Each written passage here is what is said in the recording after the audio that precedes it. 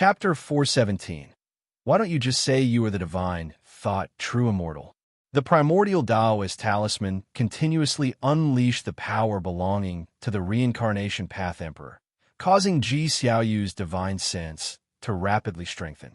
Whether it was Ji Xiaoyu or the nine-finger divine lord, both understood that the competition in Go was about the power of calculation. Precisely because of this, they felt unwilling to accept that Guan, with his lower cultivation level, could continually win against them. The nine-finger divine lord, sensing Ji Xiaoyu's aura quickly strengthening, secretly felt shocked. More and more great cultivators were attracted to the scene, and even Xianxia and Longqin came over. Guan and Ji Xiaoyu played speedily, full of murderous intent, causing the surrounding people to hardly dare breathe. A figure appeared out of thin air beside Ji Xiaoyu. It was the Sun and Moon Netherworld Emperor, who looked at the Go board, frowning, wanting to speak but stopping himself. An Xian and Yu Yingying also walked over, watching the Go match from within the crowd. Even those with lower cultivation levels could feel Ji Xiaoyu's increasingly strong momentum. Yu Yingying looked at Ji Xiaoyu, secretly surprised. Her curiosity about Ji Xiaoyu's background deepened. She had only heard that Ji Xiaoyu came from the Ji family. Ji Xiaoyu was definitely the most mysterious existence in the Third Medicine Valley. She was always in seclusion and only had a good relationship with Guan. An Xian was equally curious about Ji Xiaoyu's strength. Knowing Ji Xiaoyu was powerful, and Guan had said she had talent not inferior to An Hao, how could she not be curious?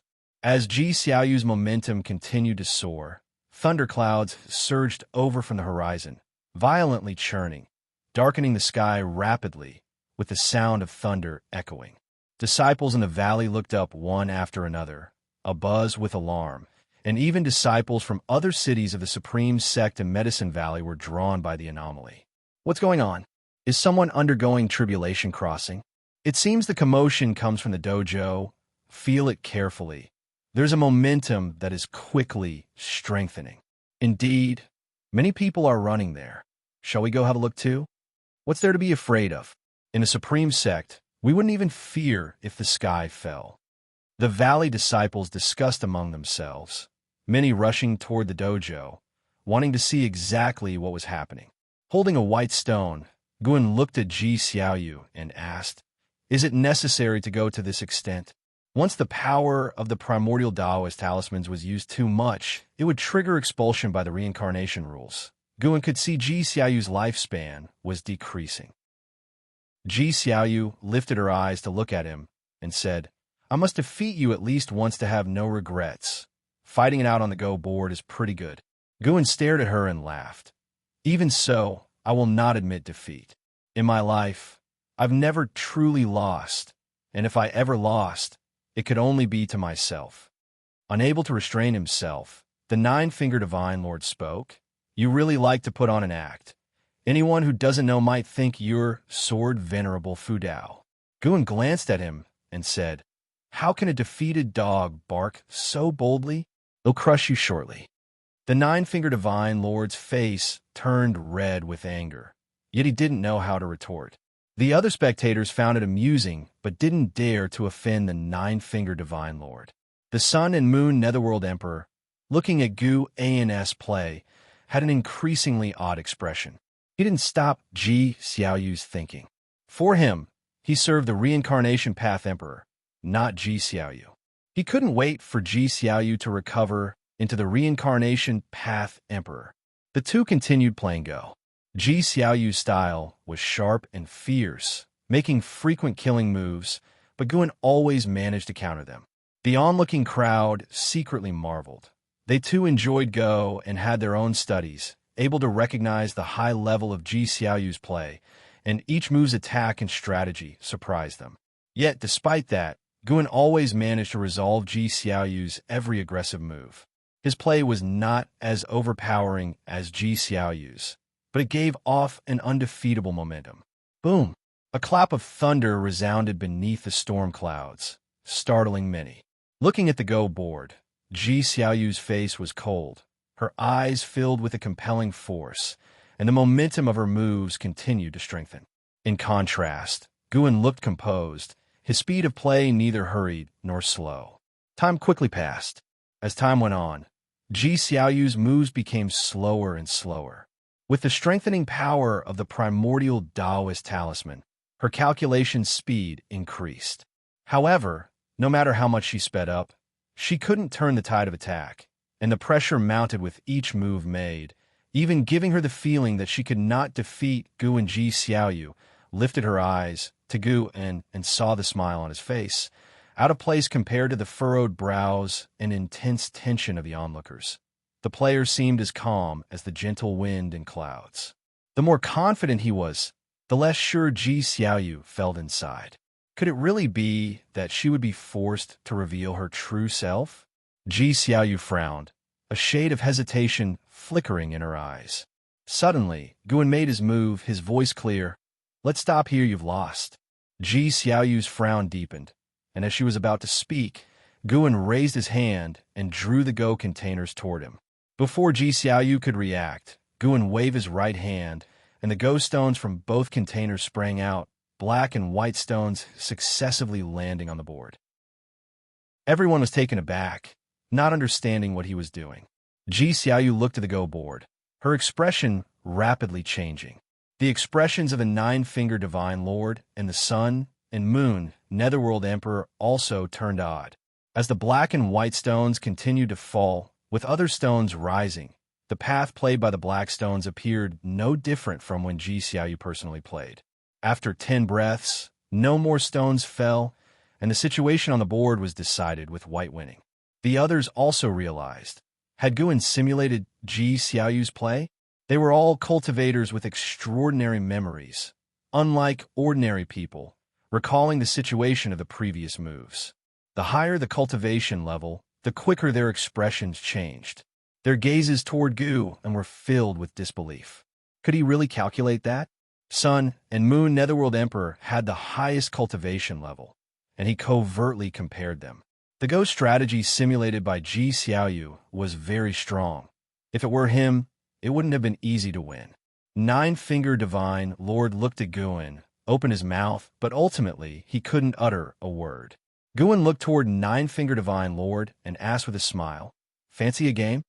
Nine-Finger Divine Lord's expression turned serious. "Forget it. Another day, maybe. Today's game was very impressive. It gave me a lot to ponder. I need to comprehend it well." Guan laughed. This senior's tone was perfectly captured. He looked toward Ji Xiaoyu and asked with a smile, "What's the matter? Can't handle losing?" Ji Xiaoyu took a deep breath and turned to Guan. "I lost." The innate Taoist talisman within her began to stabilize, and her imposing aura dissipated. She stood up and walked to the side. Sun and Moon Netherworld Emperor took the chance to sit down. "Let's play a game." Guan looked at him and asked, "Do you even know how to play?" "How could I not? I've played here a few times before." Sun and Moon Netherworld Emperor glared at Guan, annoyed, feeling that the kid was too arrogant. Ji Xiaoyu came to Guan's side, her eyes complex, wondering about something. Nine-Finger Divine Lord, having seen Sun and Moon Netherworld Emperor once before, always thought him to have profound and unfathomable cultivation. He became interested, wanting to see if Sun and Moon Netherworld Emperor could beat Gu, and faced with the challenge from Sun and Moon Netherworld Emperor, Guan naturally wouldn't refuse. The two quickly got down to the fight. The others continued to watch the battle. An hour later, Guan stood up, looking down at Sun and Moon Netherworld Emperor under Ji Xiaoyu's shocked gaze. Go is not as simple as you think. The surrounding disciples immediately cheered. They were unclear about Sun and Moon Netherworld Emperor's identity, but inside the Third Medicine Valley, they definitely supported Guan. Nine-Finger Divine Lord, Xianxia, and several other Immortal Dao great cultivators looked at the Go board, finding it hard to snap back to reality for a long time. Sun and Moon Netherworld Emperor trembled all over, his face full of disbelief. "How is this possible?" Sun and Moon Netherworld Emperor muttered to himself, unable to believe that he lost. Seeing Guan turn around, he immediately stood up and asked sternly, "Stop right there. Who are you really? You're not Guan." When he said this, Everyone followed suit in looking toward Guan, including Xianxia and Nine-Finger Divine Lord. Longqing couldn't help but say, "What do you mean? Losing to my master and throwing a fit out of anger?" Sun and Moon Netherworld Emperor stared intently at Guan's back. "My cultivation is above the immortal Tao fourth layer heaven. Do you think he can beat me just like that? The Go strategies I can calculate are beyond what a mortal spirit can imagine. Above immortal Tao fourth layer heaven? Above heaven and earth flying immortal?" Even Nine-Finger Divine Lord and Xianxia were startled, their gazes at Sun and Moon Netherworld Emperor turning to fear. Guan turned to the side, looking contemptuously at Sun and Moon Netherworld Emperor. "Immortal Tao fourth layer heaven? Why don't you just claim you're a divine, thought true immortal?" Sun and Moon Netherworld Emperor's face changed drastically, and Xiaoyu's expression also shifted. She looked at Guan, feeling he was very unfamiliar. Guan stared at Sun and Moon Netherworld Emperor. "Since you're aware I'm stronger than you, how dare you speak to me like that while hiding in my residence?" His tone was indifferent, yet it exuded an immense pressure. The disciples discovered for the first time that their master could be this intimidating. However, they had never heard of divine thought true immortal. Even Nine-Finger Divine Lord and Xianxia were pondering what realm divine thought true immortal was. Sun and Moon Netherworld Emperor's face turned extremely ugly, his heart beating wildly as he faced Guan's gaze, feeling even more nervous than if he were causing trouble in the Holy Court.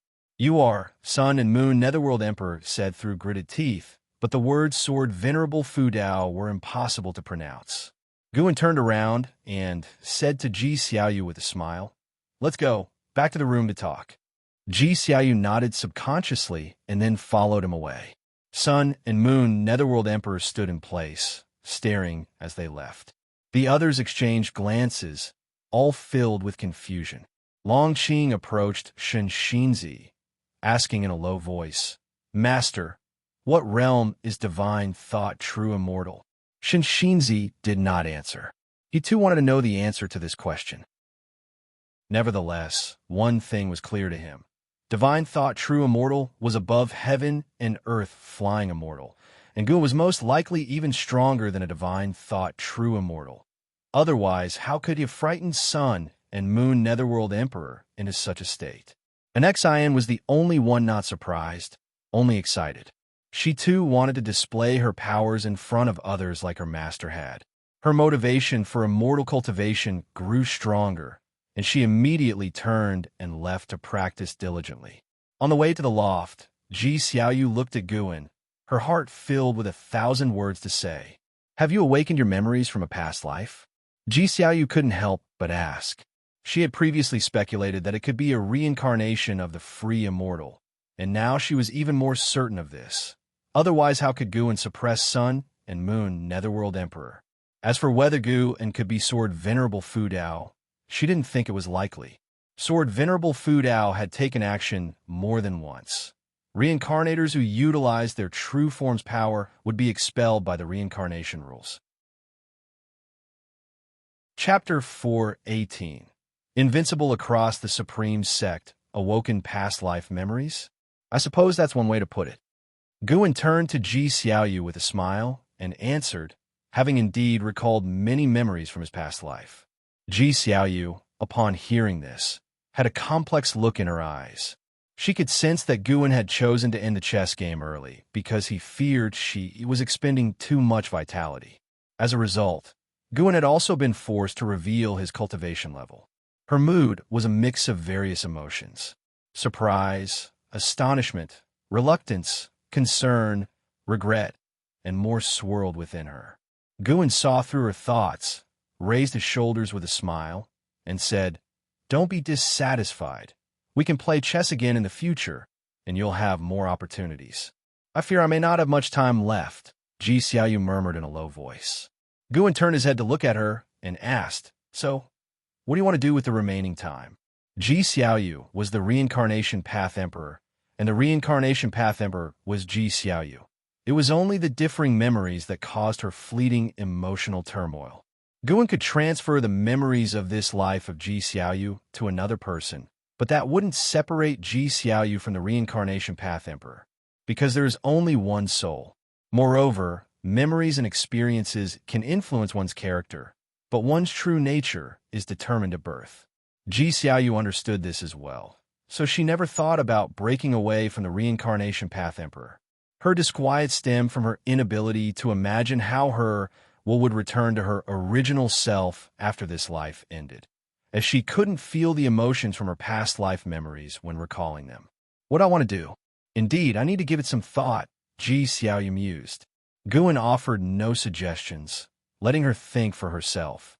The two returned to the house. While back in the dojo, the Sun and Moon Netherworld Emperor disappeared from sight, and the onlookers gathered to discuss the chess game that had just ended.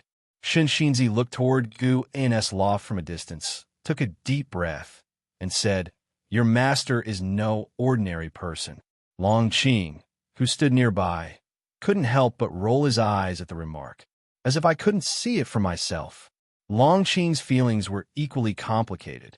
He was close to Guan, always regarding him as a father, but in his heart, Xianxia was stronger. To cultivate with Xianxia, he had spent a significant amount of time with him, which resulted in less and less time spent with Guan. Yet, the scene just now showed Gu An's aura even overpowering that mysterious great cultivator. That was someone even more formidable than immortal Tao fourth layer heaven. Did this mean that Guan could be stronger than his master, Xianxia? Long Qing suddenly felt this to be absurd, even hard to accept. If this were true, why didn't he cultivate with Guan from the beginning? Long Qing's gaze shifted to an Xian who was walking away in the distance. Suddenly, he thought that an Xian might know something. He must ask, how could someone so close to him hide such a cultivation level? What did it all mean? The altercation between Gu and the Sun and Moon Netherworld Emperor became known in the days that followed, and the words divine, thought true, immortal remained in people's memories. 3 days later, LV Beitian and Xianxia came to find Guan. He received them, asking them to sit while he went to pour tea. Is it true that a being with a cultivation level above the immortal Tao fourth layer heaven has appeared in Medicine Valley, and that you managed to suppress them? LV Beitian couldn't help but ask, his expression tense. His first reaction to the news was disbelief, but when his subordinates claimed to have witnessed it, he had to take it seriously. Currently, the Supreme Sect did not have a great cultivator of the immortal Tao fourth layer heaven to rely on. Sword Venerable Fu Dao did not count, for no one knew his cultivation level. Now, not only had the heaven and earth flying immortal phenomenon occurred, but his most promising, Gu In, allegedly could suppress such an existence? Impossible. LV Beitian found the notion ludicrous, even suspecting that his own training had gone wrong, trapping him in an illusion realm. Ji Hanian's feelings were similar, with Ji Xiaoyu originating from a Ji family house servant. No matter what kind of fortuitous encounters had, it was impossible for him to be so powerful. Since you're already aware, why ask me? Guan responded casually.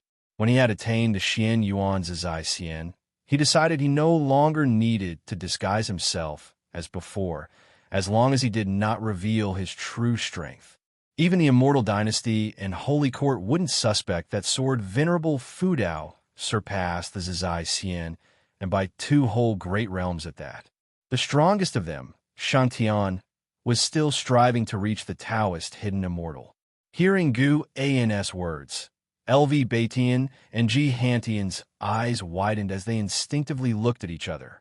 Xianxia signaled LV Beitian with a glance, and after hesitating for a moment, LV Beitian subtly nodded. Immediately after, Xianxia suddenly stood up and swung his palm towards Guan, who had his back to him. But as soon as he moved, he was immobilized, unable to take a step, and he couldn't help but widen his eyes in shock. Guan turned around, holding 2 cups of tea, and walked toward Xianxia. As their eyes met, Xianxians were filled with disbelief. As Guan approached him, he sensed an incredibly terrifying presence, as if Gu An's aura could crush him. "If there's a next time, you'll die even if I don't lift a finger," Guan stated flatly, looking at Xianxia without emotion. Xianxia was drenched in cold sweat. Cultivation hurriedly stood and said, "He only wanted to test you. He had no intention of harming you." He too was terrified, looking at Guan with fear in his eyes. With such momentum, it was absolutely an immortal Tao existence. Without any exaggeration, Cultivation had never in his life felt such a powerful aura. As for the terrifying beings like Sword Venerable Fu Dao and Immortal Lord Xiao Shi, their presence was directed towards heaven and earth, far from Cultivation. This time, it was a face-to-face feeling. Guan retracted his aura and placed 2 cups of tea on the table. He sat down casually, then leaned back in the chair, looking at Cultivation and the other person, asking, "Now that it's confirmed, what are you going to do next?" His tone was casual, and he didn't emit an overwhelming aura, but it paradoxically brought an almost suffocating pressure to Cultivation and his companion. They had never imagined this young man could possess such spirit. At the same time, they pondered over Gu An's words, unable to determine his attitude. Was Guan hiding his strength, or did he not mind revealing it? Should they help Guan with the aftermath? Guan was not in a hurry, waiting for them to think. Seeing Guan not rushing them, the pressure on the 2 men increased, and they even began to sweat profusely on their foreheads. Cultivation looked up at Guan, somewhat dazed. The Guan that he had tried to take care of and favored over the years turned out to be so powerful. He suddenly thought of something. Could it be that Guan was very strong from the beginning? The more he thought about it, the more likely it seemed. Since he had met Guan, he had never seen him panic. The young man seemed to fear nothing, no matter how tough or treacherous the path. A pursuit of a simple life could be because he was strong enough to have seen the splendor of the world. Could he be Sword Venerable Fu Dao? Once this thought occurred to him, Cultivation startled himself. He looked at Guan, meeting Gu An's seemingly smiling gaze. Cultivation broke into a cold sweat as he thought about his actions over the years and the suggestions Guan had made. Many things finally clicked together. No wonder he said that he would never reach the unification realm in this lifetime. It turned out that he simply held the unification realm in contempt. Xianxia didn't think that much. He was just puzzled as to why Guan was so strong. After all, Guan was a house servant of the Ji family.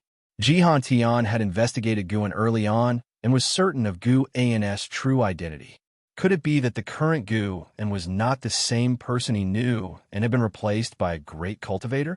That was the only possibility. How could a junior of over 700 years old be so powerful?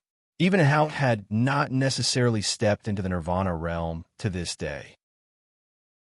Cultivation took a deep breath and said, "Regarding your cultivation level, we won't disclose it and won't disturb your life."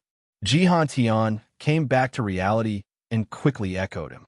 No longer did he bear his usual haughtiness. In front of Guan, he appeared scared and apprehensive. Guan thought to himself that even if they had said something, it wouldn't matter, but the quietness was welcome. He spoke, "Drink the tea. This tea is a long-treasured favorite of mine." The 2 men nodded hastily, following up by picking up their tea, but their hands were trembling.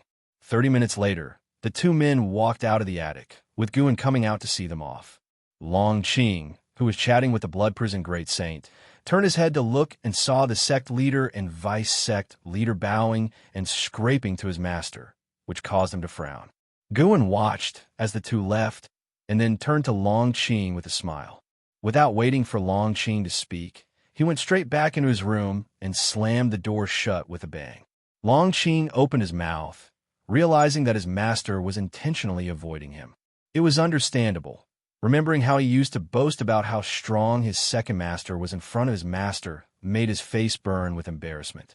Elsewhere, Cultivation and Xianxia were traveling on clouds, conversing in low voices. "What should we do from now on?" Xianxia asked, his expression complex. He He truly didn't know what to do with Guin. They could no longer treat him as a subordinate, but given their past relationship, he felt awkward about trying to flatter Guin directly. LV Batian looked towards the horizon and replied, "Pretend as if we know nothing of this, and from now on, treat well those who have a good relationship with him. After all, he has worked diligently for the Supreme Sect, and those who are on good terms with him must also have made significant contributions to the Supreme Sect. The Supreme Sect cannot let them go unrewarded." After hearing this, Xianxia's eyes lit up. He couldn't help but admire LV Batian. Indeed, there is a difference between the sect leader and the vice-sect leader. In the days that followed, the rumors about the Third Medicine Valley were suppressed, but in the hearts of the disciples in the valley, Guin had become a mysterious great cultivator. They worked even harder, hoping to gain Guin's favor. Time flew by. During the autumn, Yilan and Xianxia came to find Guin. The two women climbed upstairs and entered the room. Master were now elders in the Hall of Elders of the subsect. Nowadays in the subsect were second only to one and above 10,000. Xianxia said excitedly. Although this had been decided for several months, every time she brought it up, she was ecstatic. Guin raised his eyebrows, surprised. That impressive? Yilan, on the other hand, stared at Guin and asked, "This must have something to do with you, right? No matter how great our achievements are, with our cultivation levels as they are, it's nearly impossible to enter the Hall of Elders." Upon hearing this, Xianxia turned to look at Guin, thinking he would either be modest or deny it. Instead, Guin answered, "Perhaps someone wants to curry favor with me." At that, Xianxia's eyes widened, and she asked in astonishment, "Who could use 2 seats in the Hall of Elders to curry favor with you?" Guin proudly said, "They'll be honest with you, I'm very strong now. Without any exaggeration, I could defeat anyone in the Supreme Sect. From now on, you can walk sideways if you like." Chapter 419. The power of tens of millions of years for real. You think you can still beat Sword Venerable Fu Dao? Xianxia chuckled, teasingly responding to Guin's claim. Guin raised his right fist and declared, "My punch carries the power of tens of thousands of years. Could Sword Venerable Fu Dao withstand it?" Tui, tui, tui. Don't talk nonsense. Be careful lest the old master hears you. Xianxia suddenly became anxious. After saying that, she stood up, bowed towards the window with her hands pressed together, apologizing on behalf of Guin, and watched with a desire to laugh, but did not stop her, simply observing Xianxia's performance with amusement. Yilan, on the other hand, was not afraid. She had always felt that there was a connection between Guin and Sword Venerable Fu Dao. Guin's words implied that his relationship with Sword Venerable Fu Dao was extremely good, so good that he could even joke with his superior. This made her quite happy. The better Guin's relationship with Sword Venerable Fu Dao, the safer she would be in the days to come. After Xianxia apologized for quite some time, under Guin's urging, she sat down again. Guin inquired about their experiences in the Hall of Elders, and the two women did not hide anything. When they first joined the Hall of Elders, they faced much ostracism, and some even publicly humiliated them. However, the next morning, those people came to visit and apologized. After that, the Hall of Elders changed its attitude towards them, treating them very well. Yilan took this opportunity to grow her influence, and to her surprise, rather than being suppressed, the Hall of Elders even paved the way for them. So, Yilan concluded that someone must be helping them from behind. After much consideration, the only person they could think of who was capable of doing this was Guin. In the Supreme Sect, there were numerous women with more outstanding looks and higher cultivation levels than them. None of the great cultivators on the immortal path were interested in them, so it was easy to figure out the answer. From now on, perform your duties in the elder seats without worry, and don't feel too much pressure. If you encounter something you can't solve, come to me. Guin spoke earnestly. This was something the old him would never have said. Not because he had become more powerful, but because Ji Xiaoyu's situation had made him realize that the time left for those around him was not long. He had billions of years, even more, of lifespan, but others were different. 100 years flew by in an instant. And how many centuries could a person live? In times of great chaos, it was possible that while he was distracted, the people he cared about might be enduring hardship. Why not be more open-hearted? Yilan responded, Don't worry, we'll come to you. Xianxia nodded in agreement as well. They began to talk about interesting stories from their subsect. Guan listened intently, occasionally laughing genuinely. As dusk approached, Xianxia left, while Yilan decided to stay one more night before leaving. Night fell. While watching Guan read, Yilan casually asked, Brother, what do you think of Miss G? Guan's gaze remained fixed on the green hero travelogue he was holding as he countered, Why ask so suddenly? The atmosphere downstairs had become unnatural again. Xiaoyu was eavesdropping. Actually, I think you two are quite a match. With her talent, instead of enjoying fame and fortune, she stays in Medicine Valley, which is clearly for you. Yilan spoke softly, her eyes fixed on Guan, seemingly observing any change in his expression. Guan replied, I know. Upon hearing his answer, Yilan's gaze flickered. Guan looked up at her and said, Her reasons for staying include me, but there are other reasons as well. In life, especially for a cultivator, there are more important things to pursue, right? Yilan smiled at his words, saying, Yeah, in my 40s all I was concerned about was you, enchained by emotions. Now I have more to pursue. Rather than some nominal reputation, what matters more to me is that we are both alive and can keep each other company. She paused, then added, Actually, I brought her up because I hope you, brother, would seriously consider her feelings. I can't accompany you forever. It's best if you don't cling to the past and keep forming new relationships, whatever those may be. At the very least, this will make you less lonely in the future. Having caught the eye of Sword Venerable Fudao and possessing the primordial reincarnation skill, Yilan believed Gu and would live a very long time, and she was destined to be just a passerby in his life.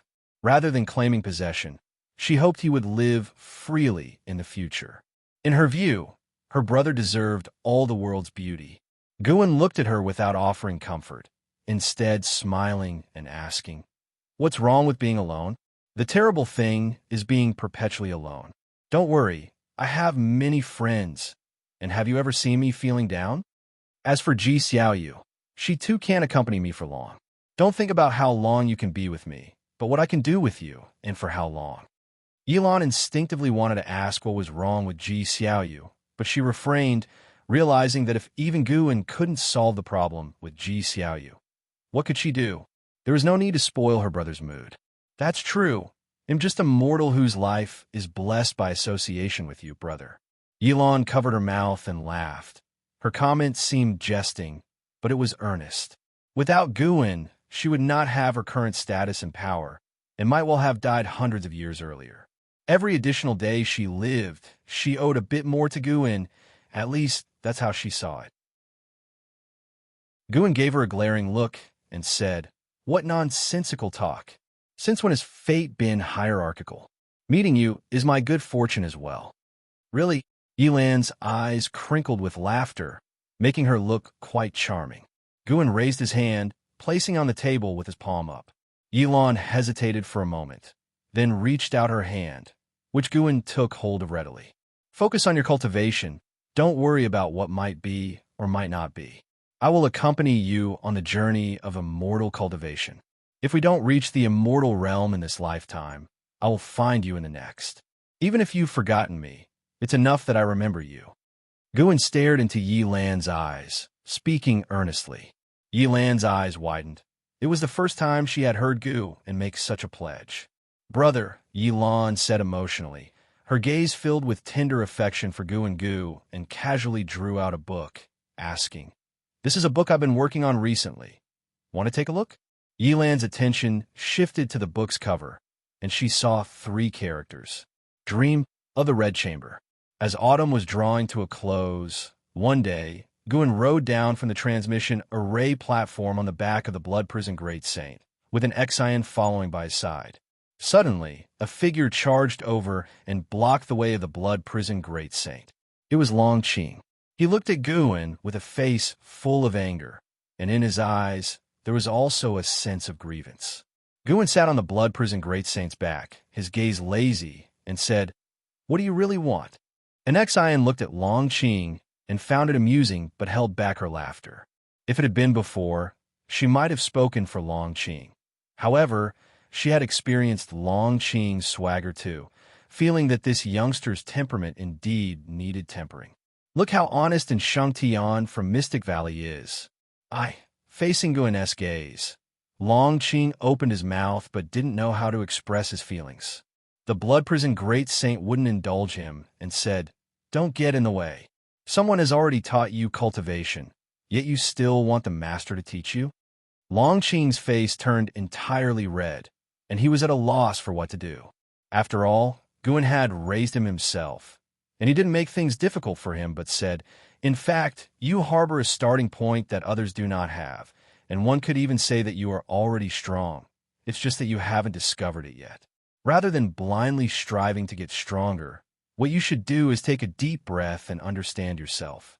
From a distance, Xianxia was eavesdropping and pondered upon hearing these words. He had long noticed that Long Qing was no ordinary individual. Without a trace of spiritual power, Long Qing's physical strength and qi blood surged rapidly. In terms of spiritual power, Long Qing was worthless, but when it came to the growth rate of true strength, he was definitely a rare talent in the world. Could it be that Long Qing truly harbored a power, even he hadn't noticed? After hearing Guan's words, Long Qing was shocked, unable to tell if what Guan said was true or false. An Xian and the blood prison great saint both looked at Long Qing with astonishment. They wouldn't believe Guan would lie. "Do I really still have potential?" Long Qing couldn't help but ask, his face showing both nervousness and anticipation. Guan dismounted and walked up to Long Qing, resting his right hand on Long Qing's shoulder. Instantly, Long Qing's face turned pale and his body began to tremble. "How does it feel?" Guan asked. Long Qing clenched his teeth and said, "It hurts a bit." It was more than a bit. He felt like his body was about to fall apart, but he couldn't show weakness in front of his master. He was puzzled in his heart and didn't know what his master was doing. Testing him? A smile appeared on Guan's face. As soon as he smiled, Long Qing's complexion turned deathly pale, and his body trembled even more violently, even his lips quivering. Large beads of cold sweat broke out on his forehead. At that moment, he felt his body no longer belonged to him. He even felt his body had decayed, as he lost sensation, and his mind went blank, devoid of all thoughts. An Xian saw something was amiss with him and took 2 steps forward, but she still restrained her concern. How could the master possibly harm Long Qing? Guan withdrew his hand, and Long Qing immediately collapsed to the ground like a lump of mud. He instinctively looked up at Guan, his eyes filled with fear. Passing disciples gave them curious or puzzled looks, thinking that Guan was disciplining Long Qing, unaware of what offense Long Qing had committed.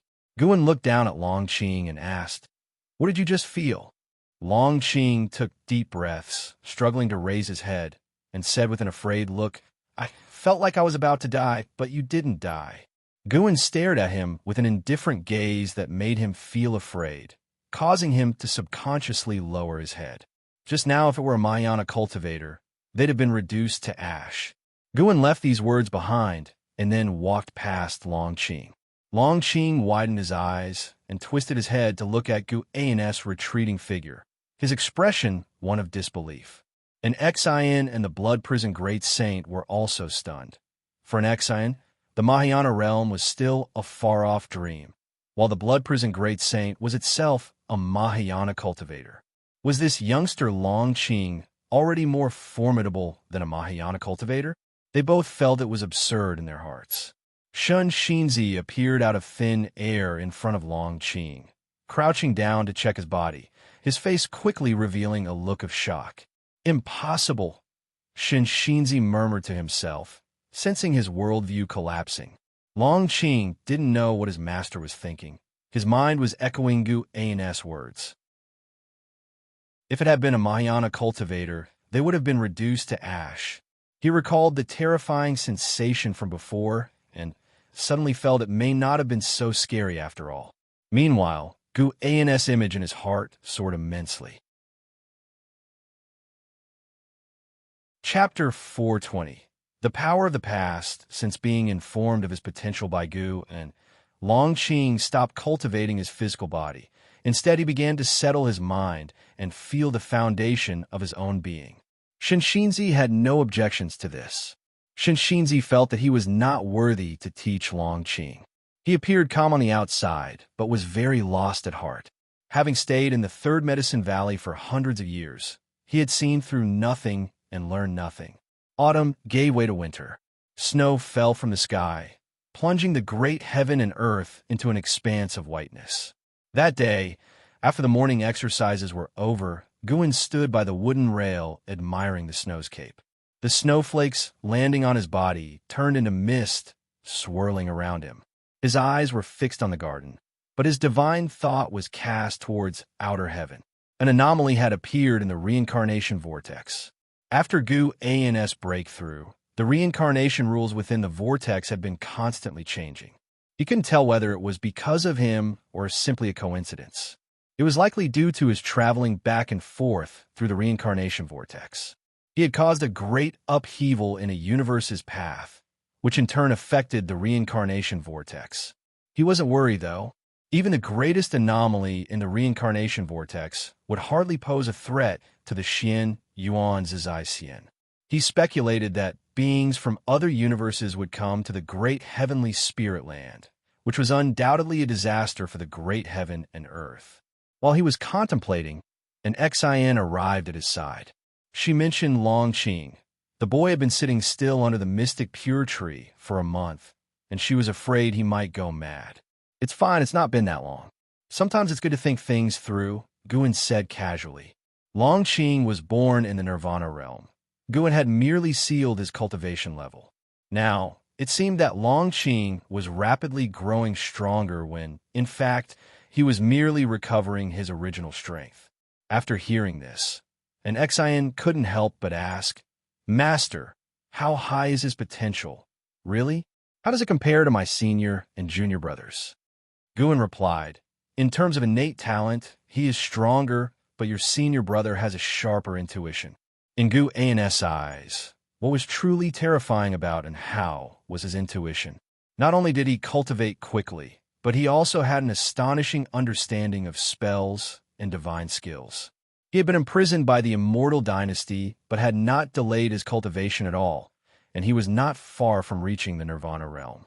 He even anticipated the commotion and how it would cause in the Immortal Dynasty once he reached the Nirvana realm and looked forward to it. That amazing! An Xian widened her eyes in astonishment. Before Guan had revealed Longqing's potential, she had always had sympathy for him. What use was physical strength without spiritual power? Then why? An Xian asked cautiously. Guan glanced at her and chuckled. "You're right. I'm intentionally forging him." Just as she thought. An Xian knew that Guan was an expert in the sealing technique. The Blood Prison Great Saint was an example. A mighty Mahayana being suppressed to such a state, and others were completely unaware of Gu An's sealing methods. Suddenly, she felt relieved and said with a laugh, "This kid is already arrogant enough. Without restrictions, he could make a huge mess indeed." Guan looked up, noticing that the reincarnation vortex was changing, expanding rapidly. While an Xian was still pondering Longqing's temperament, figures emerged from the reincarnation vortex, all humanoid, but with demonic qi, ghostly energy, and demon energy. They quickly lined up, turning their gaze towards the great heavenly spirit land. Their cultivation levels were high. Although none were free immortals, the weakest among them were Tao void, mysterious immortals. Guan could sense that free immortals were rushing here from the reincarnation vortex. He couldn't help but calculate the major trends of the world, and the images of the future came into his vision. He saw some troubling scenes. Destiny, Guan thought to himself, but outwardly nodded along with an Xian talking about Longqing. After a long while, An Xian bid her farewell and did not disturb Guan any further. Guan continued to watch outer heaven. He saw the Holy Court and the Immortal Dynasty dispatch a large number of cultivators to investigate. The three forces coexisted under the outer layer of light without clashing, at least for the time being. Further probing would be needed later on. Guan turned and flew towards the outer gate city. He was preparing to release the immortal cultivation version of Dream of the Red Chamber, following the romance of the Three Kingdoms. Many in the immortal cultivation world awaited Pan An's fine work with anticipation. Writing was no longer a source of profit for Guan. Instead, he was more interested in sharing and reminiscing, passing down the works of Earth literature to the immortal cultivation world to have beings remember for him. An ancient hour later, Guan left the book collection hall under the respectful farewell of its disciples. He decided not to leave the city immediately, choosing instead to continue wandering the streets. Strolling through the streets was also his hobby. By glimpsing the cause and effect of passers-by, he could further enhance his understanding of fate and destiny. As always, Guan would encounter acquaintances. Although his mindset had changed, his attitude towards others had not. He remained friendly and enthusiastic. Gradually, Guan arrived near the heavenly repair platform. From a distance, he saw many people gathered around the heaven-cutting axe. Even on the platform, there was a heaven and earth flying immortal who concealed his cultivation and appeared very ordinary, unable to draw attention, at least on the heavenly repair platform. Xianxia stood steadfast beside the heaven-cutting axe, straight as a rod. Like a faithful devotee, he had not brought any benefit to Guan, but his dedication and perseverance moved him. After all, the stronger Xianxia became, the more he underscored the might of the sword Venerable Fudao. Guan stepped onto the heavenly repair platform, making his way through the crowd towards the heaven-cutting axe.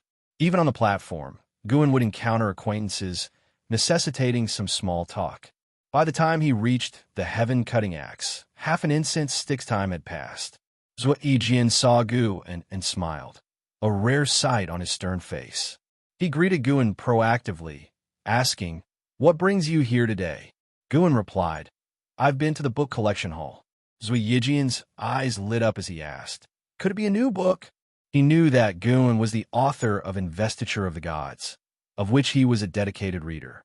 It was the work he read the most, but he also greatly enjoyed Journey to the West and Romance of the Three Kingdoms. Guan did not conceal anything and nodded in response, which thrilled Xianxia. At that moment, a cultivator who had been trying to pull out the heaven-cutting axe failed. He released his grip, stepped back 3 paces, and remarked with emotion, "The legacy of Sword Venerable Fudao truly is not easy to obtain.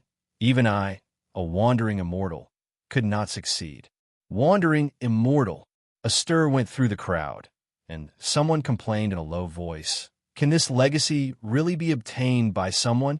As soon as these words were spoken, he faced criticism from those around him. "Couldn't you feel the sword intent of Sword Venerable Fudao when you were on the platform?" That's right. Even if you can't obtain Sword Venerable Fudao's legacy, at least you can experience his sword intent, which is a great honor. Sword Venerable Fudao is so formidable. If his legacy were obtained within a few hundred years, it wouldn't seem as precious. That just means the fated person hasn't arrived yet. I really look forward to that day. When it comes, the commotion caused by the heaven-cutting axe will surely shake heaven and earth. Guan listened to the discussions around him and reflected inwardly. Was he being too harsh? Without speaking of someone's talent, to pull up the heaven-cutting axe, one must at least possess the cultivation level of a free immortal. Due to the appearance of the sun and moon Netherworld Emperor, Guan had quietly strengthened the mana within the heaven-cutting axe, so none but a free immortal could shake the heaven-cutting axe. He had originally planned to ease the conditions when the destined one arrived, but as it stood, finding someone who met his criteria seemed difficult. Never mind. It was just as well if no one obtained it. A legacy that stands for 10,000 years, a million years, that would become legend, embodying even deeper foundations. Do you want to give it a try? Is what Ijian asked Guan. In the meantime, someone else approached and grabbed the axe handle of the heaven-cutting axe. But just like the person before, no matter how hard they tried, they couldn't move the heaven-cutting axe one bit. Most people who came to the Heavenly Repair platform were there to feel the power of Sword Venerable Fudao, and even if they failed, they had no regrets. As such, those who failed to obtain the legacy left with excitement. Forget it. What I really want to ask is, what are you seeking by staying here so long? Guan looked at Zhui Yijian and asked with a smile on his face, as if making small talk. After hearing the question, Zhui Yijian shook his head and said, "What can I seek? Being here allows me to comprehend the Sword Dao, and I am already content." "Sword Dao, huh?" Guan murmured, then cupped his hands and turned to leave. Zhui Yijian saw Guan walk away in confusion and was about to speak when, boom! A majestic sword intent rose from beneath his feet, engulfing his entire body and lifting his robes upwards, fluttering as if they would burst at any moment. Zhui Yijian's face changed dramatically, his eyes filled with surprise and joy. His gaze followed Guan, who was walking away with his back toward him. All around, there was a sound of astonishment as everyone watched him in shock.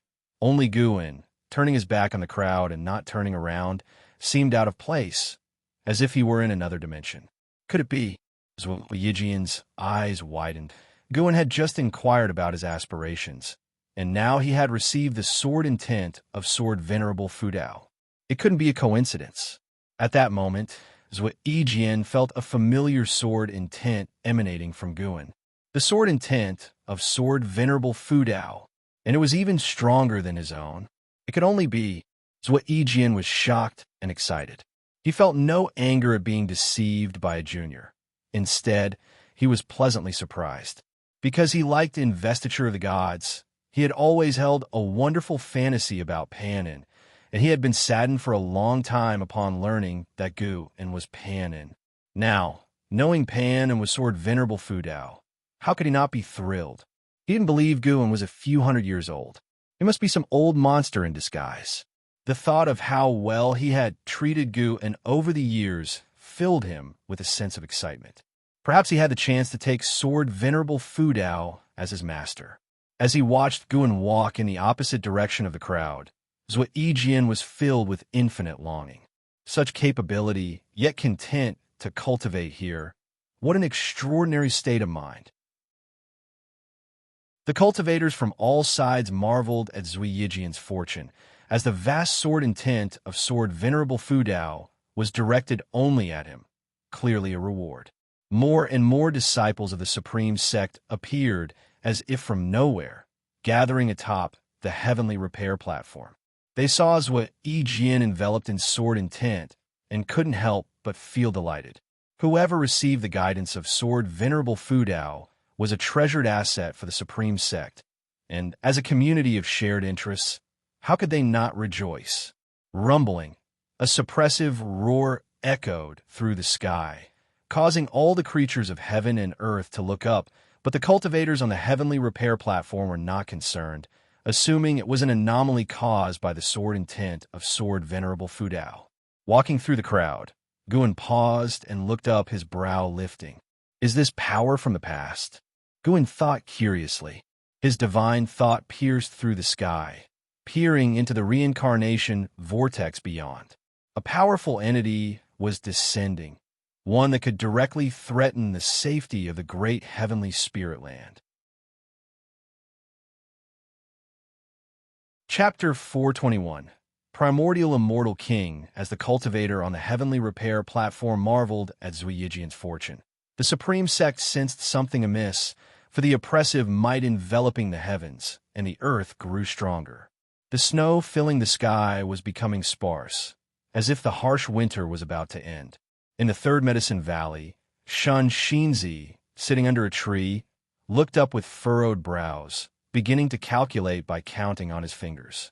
Xiaoyu stepped out from the house, looking up at the snowy heavens, her eyes reflecting the figure of a majestic stature. The Sun and Moon Netherworld Emperor appeared out of nowhere beside her, his expression solemn, and said, "The breath of an immortal king." Xiaoyu turned to look at him, asking, "What is an immortal king?" She had regained many memories from her past life, but there were always gaps. Hence, she could maintain the will of this life. An immortal king is a free immortal who has gathered the chief fortune of heaven and earth in oneself, having undergone reincarnation tribulation. Their mana is said to penetrate the heavens and be unmeasurable, said the Sun and Moon Netherworld Emperor, looking up with a serious expression on his face.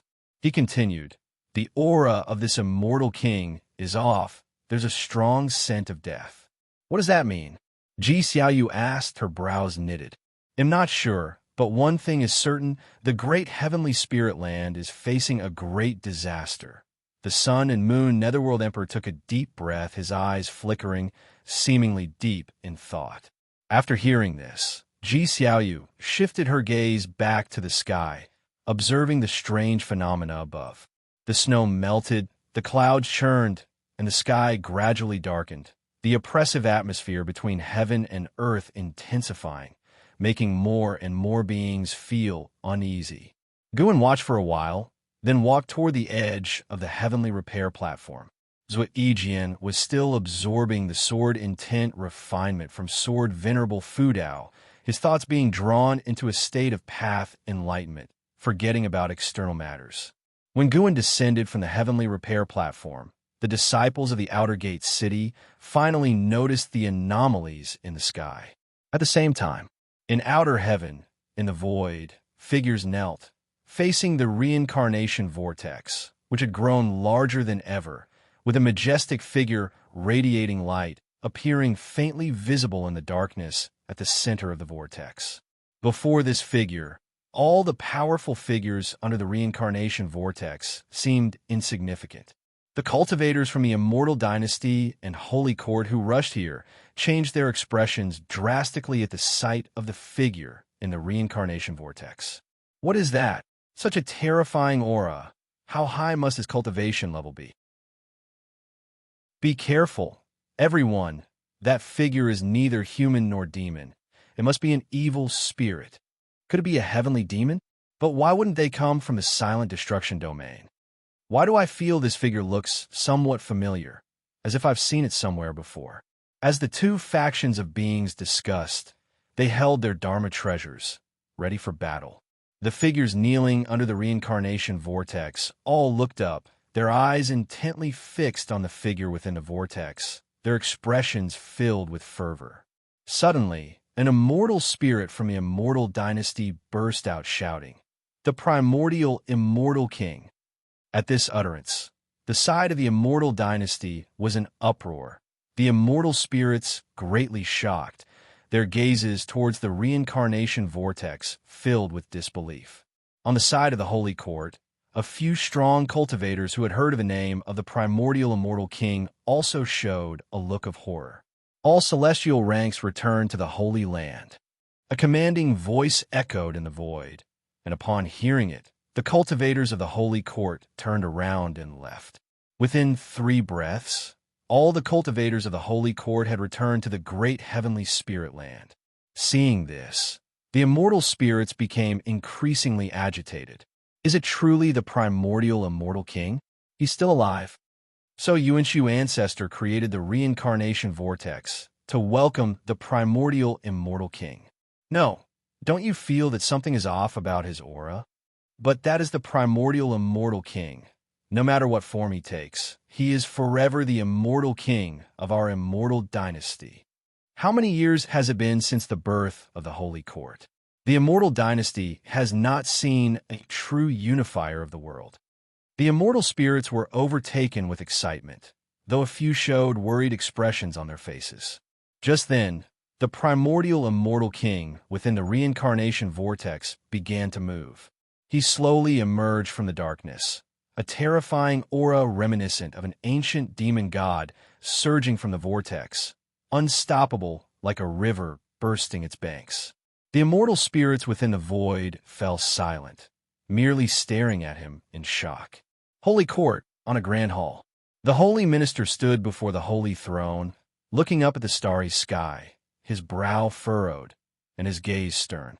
Around him stood numerous figures, all second-rank celestial beings of the holy court, the holy gods. Each one a divine, thought true immortal. An old woman dressed in a white-lit feathery robe spoke up. Holy Minister, the arrival of the primordial immortal king is surely directed at us. Regardless of why he is resurrected, we must devise a strategy. The other holy gods agreed, their demeanor calm, but their words clearly filled with apprehension towards the primordial immortal king. With the primordial immortal king, the immortal dynasty now had 3 free immortals. In terms of top-tier strength, the holy court was now completely outclassed by the immortal dynasty. How could they not feel alarmed? Over the years, although the holy court had withstood the onslaughts of the immortal dynasty, anyone with clear sight could see that the holy court could not turn the tide and decisively defeat the immortal dynasty within a short period. Now, with the emergence of the primordial immortal king, what would happen next was foreseeable. The holy minister, with a stern face, said, "What strategies do you propose, my lords?" Upon hearing this, the holy gods suddenly fell silent. Facing a free immortal, any plan was meaningless. Only a free immortal could confront another free immortal. One of the holy gods looked at the holy minister and asked, "When will you begin your breakthrough?" The holy minister had been preparing to break through to a free immortal status, but such a matter could not be rushed. It required ample preparation, and for the holy minister, this tribulation crossing was a life-or-death challenge, naturally not to be undertaken lightly. The holy minister looked at him and said, "If not for some people shirking their responsibilities, I might have already succeeded in my tribulation crossing. We are all contributing to the holy court. I don't know why some clutch onto their chief fortune so tightly, either in seclusion, unable to act rashly, or having just released it, unable to retrieve it immediately." He wanted to leverage the entire chief fortune of the holy court for his breakthrough. But once chief fortune was linked with a person, it could not be withdrawn easily. Losing chief fortune would disturb the mind and bring ominous luck. This could not be forced and must be discussed thoroughly with the higher and lower echelons of the holy court to draw out some of the chief fortune without causing the collapse of the holy court. Moreover, the holy court was still contending with the immortal dynasty. Faced with the holy minister's interrogation, that holy god turned pale and did not make a sound. Another holy god spoke up. "It's too late even for the holy minister to make a breakthrough now. What we need is a free immortal who can join the fight immediately." An old man with a wooden staff stroked his beard and asked, "Are you referring to Sword Venerable Fudao?" Silence descended upon the great hall, the holy gods then turning their gaze towards the holy minister, causing him to furrow his brow. The holy minister cursed inwardly. If Sword Venerable Fudao had been so easy to convince, he would have joined the holy court long ago. Knowing that Sword Venerable Fudao might possess the cultivation of a free immortal, while the holy minister was pleased and relieved, he was also wary. A free immortal who would not reveal his true identity, who wouldn't rethink their assumptions. Chapter 422, I give you a chance with a knife. As the holy minister hesitated, the primordial immortal king stepped out of the reincarnation vortex and presented his image before the immortal spirits. The primordial immortal king had a towering figure, his clothes worn and tattered, and the upper body was left with only strips of cloth drifting slightly. His long hair was spread over his shoulders, emitting a wild and fierce aura. His strands of hair, like the gray rivers of the wilderness, fluttered, stirring the clouds like dragons churning the river, causing the Tao's spiritual energy around him to twist, forming a visual impact that could be seen with the naked eye. He seemed to come from ancient times, as if he had traveled from the source of the river of time, arriving at the great heavenly spirit land with an oppressive aura that stifled all creatures. The immortal spirits looked at him, their eyes filled with reverence and anticipation. Beneath the reincarnation vortex, figures radiated an aura similar to that of the primordial immortal king, silent and chilly. Seeing the primordial immortal king, they were not shocked but rather excited. They seemed to know what was about to happen and were ready to participate. Phew. The primordial immortal king slightly opened his mouth and exhaled a scorching breath, his eyes filled with bloodshot veins as his pupils gradually regained their luster.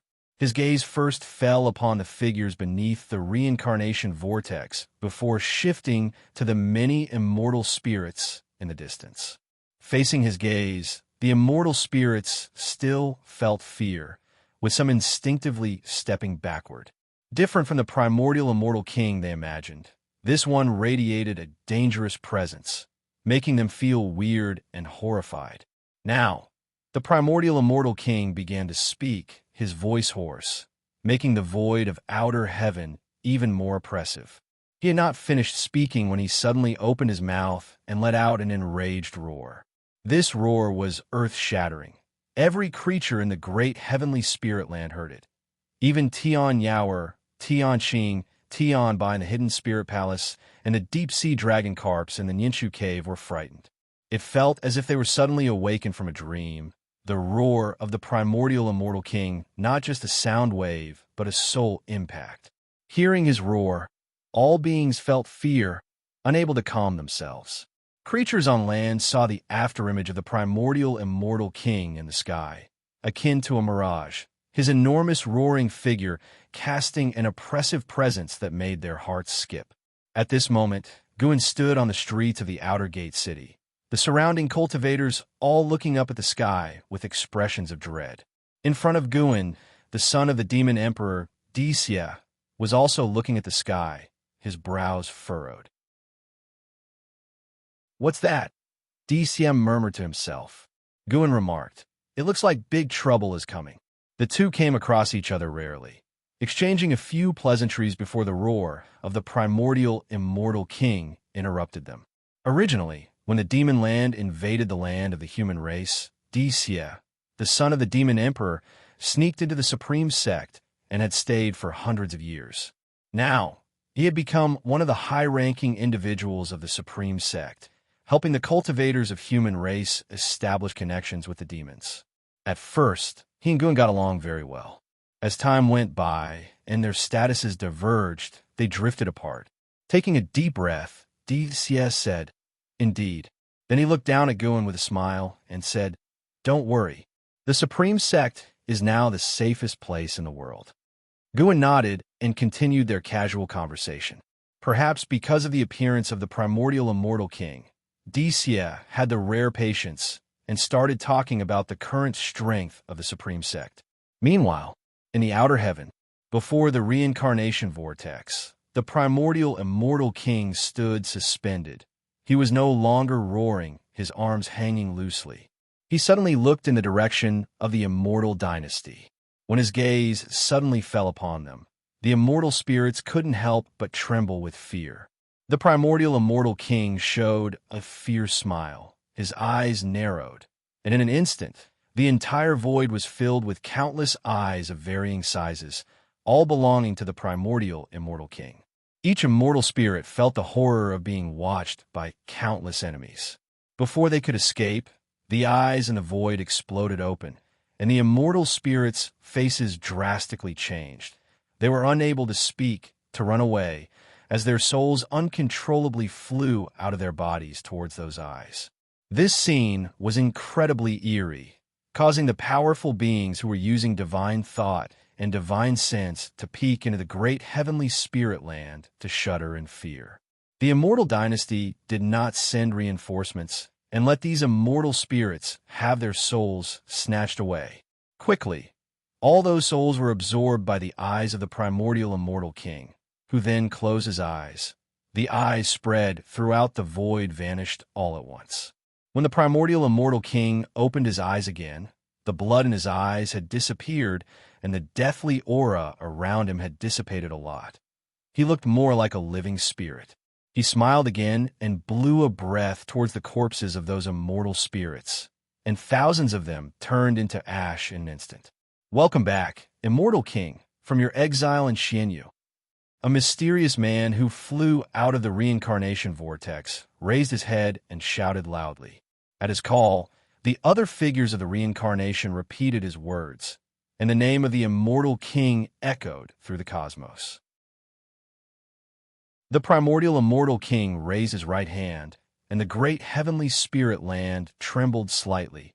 The sea of clouds churned, as a patch of ocean suddenly exploded, with terrifying waves shooting up to the sky.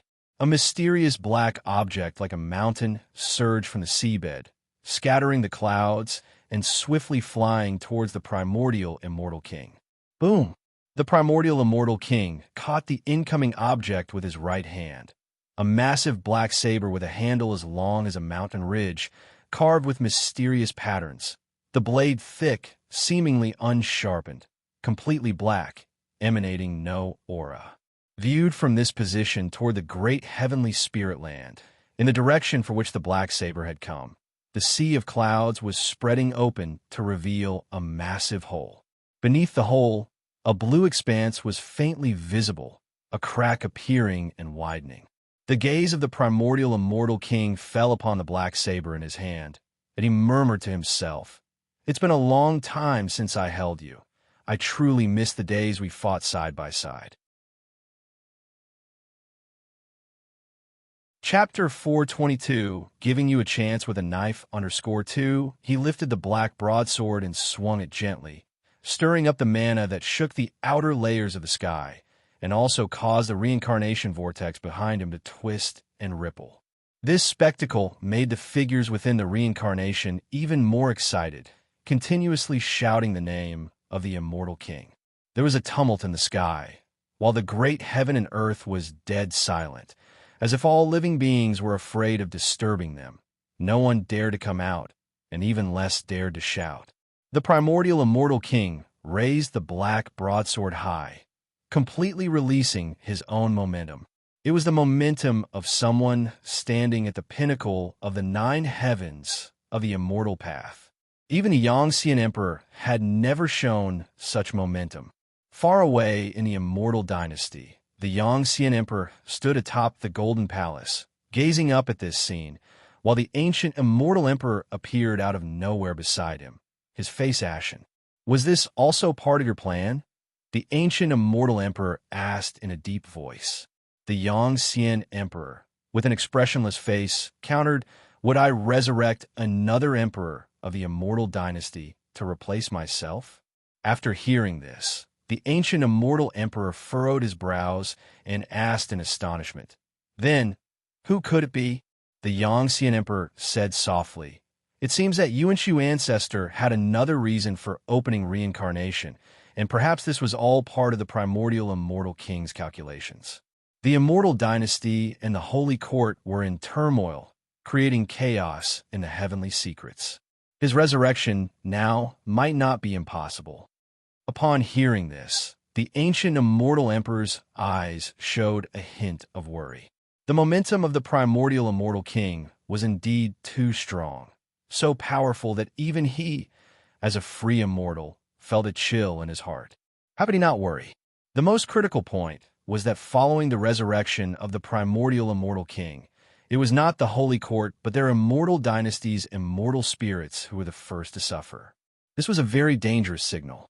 Could it be a plot by the holy court? But that shouldn't be. How could they achieve such a feat? The ancient immortal emperor muttered to himself. The Xianxia emperor did not reply, but in his eyes there was no sign of worry. Instead, there was a will to fight. Ever since he took the throne of the immortal dynasty, people have often compared him to previous immortal emperors, with the primordial immortal king, the founder of the immortal dynasty, being an existence he could never surpass. He had more than once imagined, if he and the primordial immortal king existed in the same era, who would have the last laugh? He was full of confidence in himself. Even when facing the long, unbeatable Xianxia, he was confident, for he was much younger than Xianxia. Even though the primordial immortal king's current momentum was strong, the Xianxia emperor did not fear, his heart burning with fighting spirit. On another side, the holy court, currently discussing strategies, the holy ministers and holy gods were astonished that the primordial immortal king had actually annihilated that group of immortal spirits. What was going on? One of the holy gods looked towards the holy minister and couldn't help but ask, "Was this your arrangement?" The holy minister looked towards the sky, shook his head slightly, and said, "It has nothing to do with me. I fear that changes are about to arise." Upon hearing this, the holy gods became even more puzzled. They did not feel the delight, but rather a sense of unease. Who, after all, was behind all this? In front of the reincarnation vortex, after the primordial immortal king felt the power of the black broadsword, his left hand reached towards his head. There is still something missing. The primordial immortal king muttered to himself, his gaze following to the great heavenly spirit land, his eyes fixing there, the corners of his mouth lifting, and then he vanished into thin air. The supreme sect within the outer gate city. Guan was listening with great interest. With the information obtained from Xianxia's mouth, the supreme sect had indeed become powerful, even extending a vast network of relationships overseas. It all revolved around one person, Sword Venerable Fudao. Overseas powers, out of respect for Sword Venerable Fudao, responded very enthusiastically to the supreme sect's attempts at forging alliances, especially after Sword Venerable Fudao took action. This enthusiasm rose to a whole new level. Xianxia was about to recount last year's battle on Golden Scorpion Island, where the supreme sect had established no small reputation, proving that, even without Sword Venerable Fudao's intervention, their strength was formidable. Boom! A figure descended from the sky, crashing down onto the street behind Guan, sending stones flying, and cultivators nearby were blown away. Guan's robe, too, was fluttered by the blast. Xianxia's pupils suddenly dilated. He immediately flashed behind Guan, shielding him. But the next second, he regretted it because he saw the true face of the Comer. It was the primordial immortal king.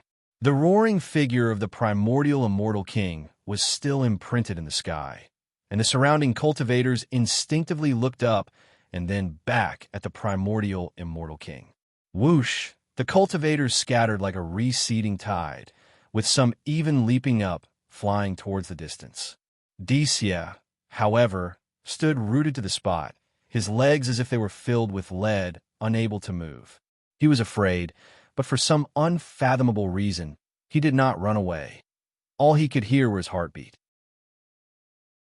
The primordial immortal king looked emotionless as he stared at Guan. In front of him, both Xianxia and Guan seemed so insignificant, the disparity between their auras vast. "Junior, do you know the origin of the crown you wear?" Hearing the primordial immortal king's inquiry, Guan turned and looked at him, then pointed to his own immortal king crown and asked, "Could it be that this crown belongs to you?" The primordial immortal king's lips curled up as he said, "That's right, it's mine. This treasure was crafted by me when I stepped into the 9th level of the immortal path. It is called the Immortal King Crown, and it is capable of swallowing the chi blood of living beings, storing mana. 9th level of the Immortal Path. Immortal Path, Supreme Treasure." Upon hearing this, Xianxia nearly died of fright, with large beads of cold sweat covering his face. Such an entity, he had no power to resist it. Not just him, the entire Supreme Sect might face the danger of annihilation. He even began to resent Guan. How could you pick up such a crown with such a history? He had already been puzzled before, noticing that Guan's Immortal King crown had many notches, obviously meant for setting jewels. Yet the fool hadn't done so, because they simply wouldn't fit. Guan looked at the primordial immortal king and asked, "So, you want it back?" Cultivators in all directions watched tensely, and although the primordial immortal king was fearsome, this was the supreme sect, where many disciples bore the responsibility of protecting their sect. Hearing Guan's words, they cursed inwardly. Has this kid gone mad? To actually provoke such a terrifying entity. The primordial immortal king narrowed his eyes, sizing up Guan. The primordial immortal king has become hostile toward you, wanting to grind you to dust. Would you like to use lifespan detection on him? Guan chose to probe conveniently. Primordial immortal king. 9 layers of the free immortal realm 0/0/0, all zeros. Not a living thing, Guin felt a pang of regret in his heart. The primordial immortal king was worth less to him than a Qi cultivation realm cultivator right before his eyes. The primordial immortal king took a step forward, coming before Xianxia, whose pupils trembled violently, his body shaking as he was engulfed by shadow. Looking down at Xianxia, the primordial immortal king said coldly, "Mortal, you seek to block my path?" In the distance, figures appeared, all great cultivators of the supreme sect, including the nine-finger divine lord and Xianxia. They looked at the primordial immortal king, their hearts pounding with fear. Such a terrifying aura. Who exactly is this person?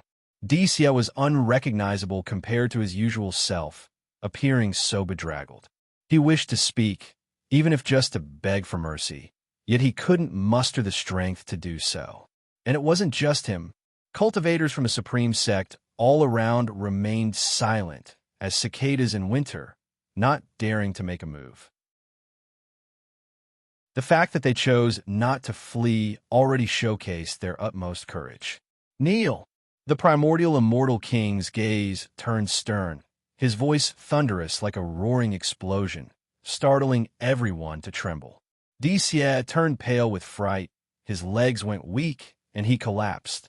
But just as his knees were about to touch the ground, a hand from behind grabbed his arm, pulling him back up. It was Guin. While holding Xianxia, Guin looked towards the primordial immortal king. The nine-finger divine lord, perched on a rooftop afar, was secretly shocked. Who in the world was this kid? Having a vivid memory of Guin's recent standoff with the Sun and Moon Netherworld Emperor, he became curious about Guin, though he dared not inquire. Xianxia, gripped by Guin, inexplicably felt a sense of relief wash over him. He turned to look at Guin, wanting to say something, but upon seeing Guin's stern face, he found himself speechless. He was overwhelmed by Guin's demeanor. He couldn't help but feel an involuntary awe in his heart. The primordial immortal king looked at Guin, his eyes flashing with a strange light. He raised the black great sword in his hand, holding it high above his head, ready to strike Guin. And be careful. A supreme sect disciple shouted out loud.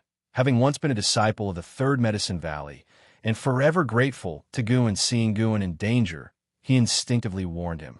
That was all he could do. Guin slightly tilted his head, staring at the primordial immortal king, and said, "It'll give you one chance to strike, just one."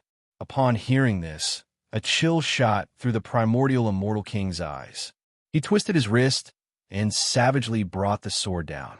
Half kneeling, Xianxia looked up, his eyes obscured by the black sword, his face filled with despair. Boom! The sword struck down. The black great sword instantly dissipated, and along with the primordial immortal king, it turned into ash.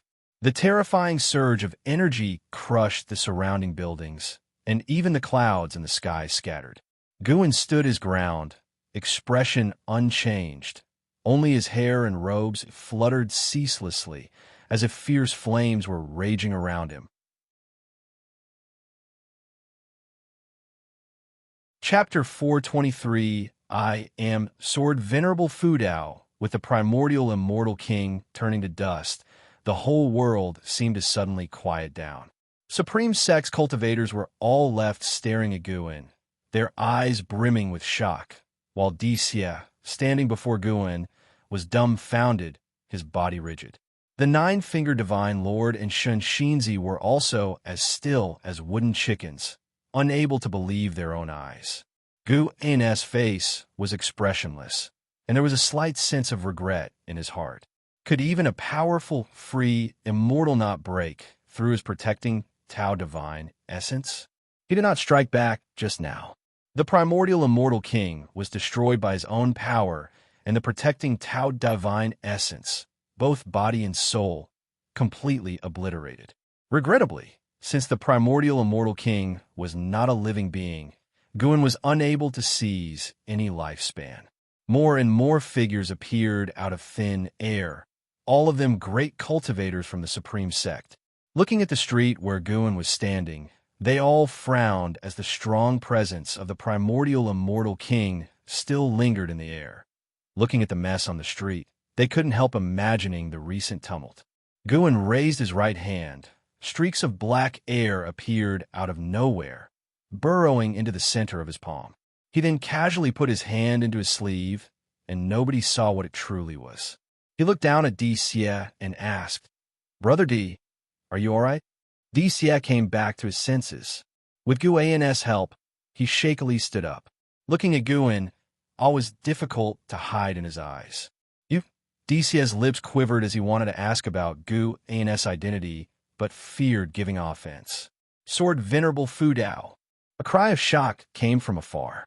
As the words were spoken, the quiet was broken, and noise rose from all around, rapidly turning into an uproar. Xianxia also guessed this. The primordial immortal king claimed to possess the 9 heavens of immortal path cultivation level.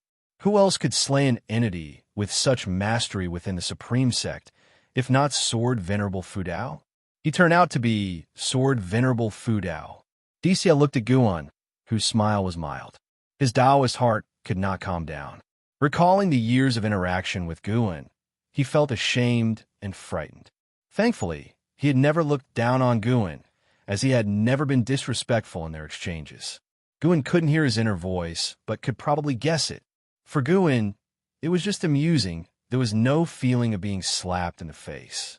He always enjoyed socializing and never demanded too much. A smile from others was already nice. There was no need to ask for more. Is he Sword Venerable Fu Dao? No, it's more likely that Sword Venerable Fu Dao protected him. Indeed, we didn't see him take action. It must have been Sword Venerable Fu Dao who acted. That man is Guan, the Valley Master of the Third Medicine Valley. Go, chess, and Gamoku were all invented by him. I know him. He definitely isn't Sword Venerable Fu Dao. I've also known him for hundreds of years. He is extremely kind-hearted. Perhaps he has met Sword Venerable Fu Dao, who is incognito, so Sword Venerable Fu Dao came to his aid. I wonder if that guy just now is dead. As more and more disciples began to talk, the tone quickly changed. With the voices of people familiar with Gu and speaking up, many believed that it was Sword Venerable Fu Dao who had protected Guan, not that he was Sword Venerable Fu Dao himself. Of course, some still thought that Guan was Sword Venerable Fu Dao because he was too composed in the face of the primordial immortal king. Even if he was not Sword Venerable Fu Dao, he must have a close relationship with him. Otherwise, he could not be so fearless. LV Batian, Xianxia, Gu Zong, and other high-ranking members also appeared one after another. Upon seeing Gu in, LV Batian breathed a sigh of relief. He gave Xianxia an instruction and then appeared beside Guan. "Let's talk somewhere else," LV Batian said in a low voice, glancing at Xianxia with a look full of mystery. Guan nodded slightly, then followed LV Batian away. As Xianxia watched Guan's retreating figure, he was about to speak when 2 figures appeared out of nowhere in front of him. "Come with us," one of them said coldly. The oppressive feeling of the immortal path realm enveloped Xianxia, leaving him no choice but to comply. The street was quickly sealed off, the spectators were dispersed, the celestial phenomenon above and the remaining clouds gradually disappeared, and the snow continued to fall. Streams of shooting stars lit up the sky, figures emerging from the reincarnation vortex. They were descending into the great heavenly spirit land everywhere. "Is it over? What happened?" the ancient immortal emperor asked, furrowing his brows, still alone with the Xianxian emperor in the great hall. Xianxian emperor also sensed that the presence of the primordial immortal king had abruptly ceased. He pondered and said, "Probably Sword Venerable Fu Dao made a move." The place of the primordial immortal king's descent, Xianxian emperor would not forget. That was a place that brought shame to the immortal dynasty. Slain by Sword Venerable Fu Dao, a powerful heavenly spirit, the immortal dynasty dared not seek revenge, a situation that naturally caused extreme dissatisfaction within its ranks towards the higher-ups and towards Xianxian emperor. Although Xianxian emperor was wary of Sword Venerable Fu Dao, he did not expect Sword Venerable Fu Dao to cause the momentum of the primordial immortal king to vanish so quickly? Taizong continent. What exactly happened there? Xianxia emperor suddenly wanted to take a trip there. At this moment, not only he, but even the holy minister of the holy court wished to visit the supreme sect. Such a domineering primordial immortal king, it was not likely that he would have subdued his presence upon arrival. It was highly possible he had been suppressed. Sword Venerable Fudao, who exactly are you, a sacred being, and what is the purpose of hiding your identity? The holy minister sat on his sacred chair, his gaze deep in thought. The holy gods in the hall were also discussing the matter. The sudden disappearance of the aura of the primordial immortal king made them uneasy, regardless of the outcome. An hour later, Guan leisurely returned to the Third Medicine Valley. Just as he got back, he was surrounded by a throng of disciples. News about what had happened in the outer gate city spread rapidly. Gu An's name and that of Sword Venerable Fudao were widely circulated, though stories varied. However, one thing was certain: Guan was very likely related to Sword Venerable Fudao. The disciples had heard before that their master's cultivation level was extraordinary. Now hearing this, how could they not be excited? Facing their inquiries, Guan said helplessly, "I must confess, I am Sword Venerable Fudao. I have always interacted with you in the guise of an ordinary valley master of Medicine Valley. But in return, you have not shown enough reverence for me. This intervention was unexpected." As soon as these words were uttered, they immediately provoked exclamations from the disciples. Yu Yingying in the crowd couldn't help but snort, "What an act!" She also harbored doubts in her heart. Previously, Xianxia had wanted to kill her, but then suddenly stopped. Could it be related to Guan? Is Guan truly Sword Venerable Fudao? That should not be the case. She had heard from Xiantiani about his life story, and he was just over 700 years old now. At such an age, how could he be Sword Venerable Fudao? His flippant tone made it impossible for her to speculate wildly. Not just her, the other disciples also felt that way, always feeling that Guan seemed to be joking. Guan did not elaborate further, letting them guess. Was it true or false? Letting a bit of suspense remain in life was rather interesting. It's worth mentioning that previously, LV Baitian had assured him that he would find a way to suppress this incident. LV Baitian thought that Gu An's intervention was to protect the supreme sect. Of course, he had more reasons hidden in his heart. He feared the exposure of Sword Venerable Fudao's true identity, which was also the thought of the supreme sect's core leadership. If other powers learned of Sword Venerable Fudao's true identity, that would not be good. They were not afraid of Sword Venerable Fudao getting into trouble, but rather someone enticing him away. The Holy Court was the best example. Guan freed himself from the disciples' entanglement and went to his own loft, and then was properly blocked by Ji Xiaoyu. "Was that commotion caused by you?" Ji Xiaoyu asked. Guan shook his head and said, "Somebody fell from the sky, wanted to steal my crown. He was about to chop at me. Then suddenly he vanished." As he spoke, he patted his chest, showing a scared expression. Ji Xiaoyu, pensive, couldn't help but feel a sense of familiarity with Gu An's description. Seeing her distracted, Guan didn't continue talking and entered alone. When Guan closed the door, Ji Xiaoyu was startled awake. She turned her head to look at the second-floor door, her eyes filled with disbelief. Could it be the Heaven and Earth Path gang? Even so, to think of extinguishing such an existence, Ji Xiaoyu was filled with shock, Guan becoming incredibly mysterious in her mind. As time passed, the incident at the outer gate city quickly spread, and even with the efforts of the supreme sect to suppress it, the name couldn't be stopped. Various powers heard of one name: Guan. After returning to his room, Guan took up the Green Hero Travelogue.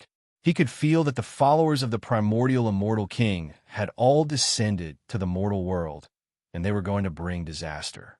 He had no interventionist ideas, because this disaster would cause the immortal dynasty and the holy court to temporarily cease hostilities, which was actually a good thing. The immortal dynasty and holy court's war affected even more creatures. Moreover, with Gu An's current insight into the laws of fate and karma, he could see farther calamities. No matter how he intervened, the fate of the great heavenly spirit land would never disappear permanently. There is birth and death, fortune and misfortune. These are the laws of all things in great heaven and earth. After the extinguishing of the primordial immortal king, the winter snow fell even heavier.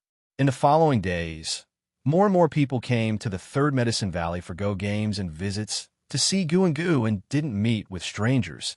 He continued to linger in his various medicine valleys, harvesting medicinal herbs. When he went to the Ninshu cave, Xianxia and the other two girls inquired about the roaring of the primordial immortal king. He comforted them briefly and then began to give them guidance in their cultivation. Life was quite busy. Apart from picking medicinal herbs, Gun also had to teach Xianxia, Xianxing, Bai, and an Xian. Aside from that, he had to take time to cultivate and nurture his body. In the blink of an eye, the spring festival arrived. On the morning of the spring festival, Gun made a trip to the intersect city, drinking with Wuxia at an inn while listening to a storyteller talk about overseas matters. That immortal Lord Qin is said to be an ancient great power from 10 million years ago, resurrected from reincarnation, needing to devour the souls of countless immortal cultivators to reconstruct his body. The storyteller's tone was filled with emotional provocation. Even Gun and Wuxia were captivated by his words. Wuxia turned his head to look at Gun, curiously asking, "What exactly is your relationship with Sword Venerable Fudao?" Gun glanced at him and said, "I am Sword Venerable Fudao." "What do you mean by what relation?" "How could that be? I've watched you grow from the Foundation Establishment realm to today. If you are Sword Venerable Fudao, then I must be the Xianxia Emperor." Wuxia exclaimed with wide eyes. Gu's gaze followed to the stairway entrance. Someone was coming up. Xianxia Emperor, Free Immortal Realm, Level 16, 908, 922/50, 000, 000/100, 000, 000.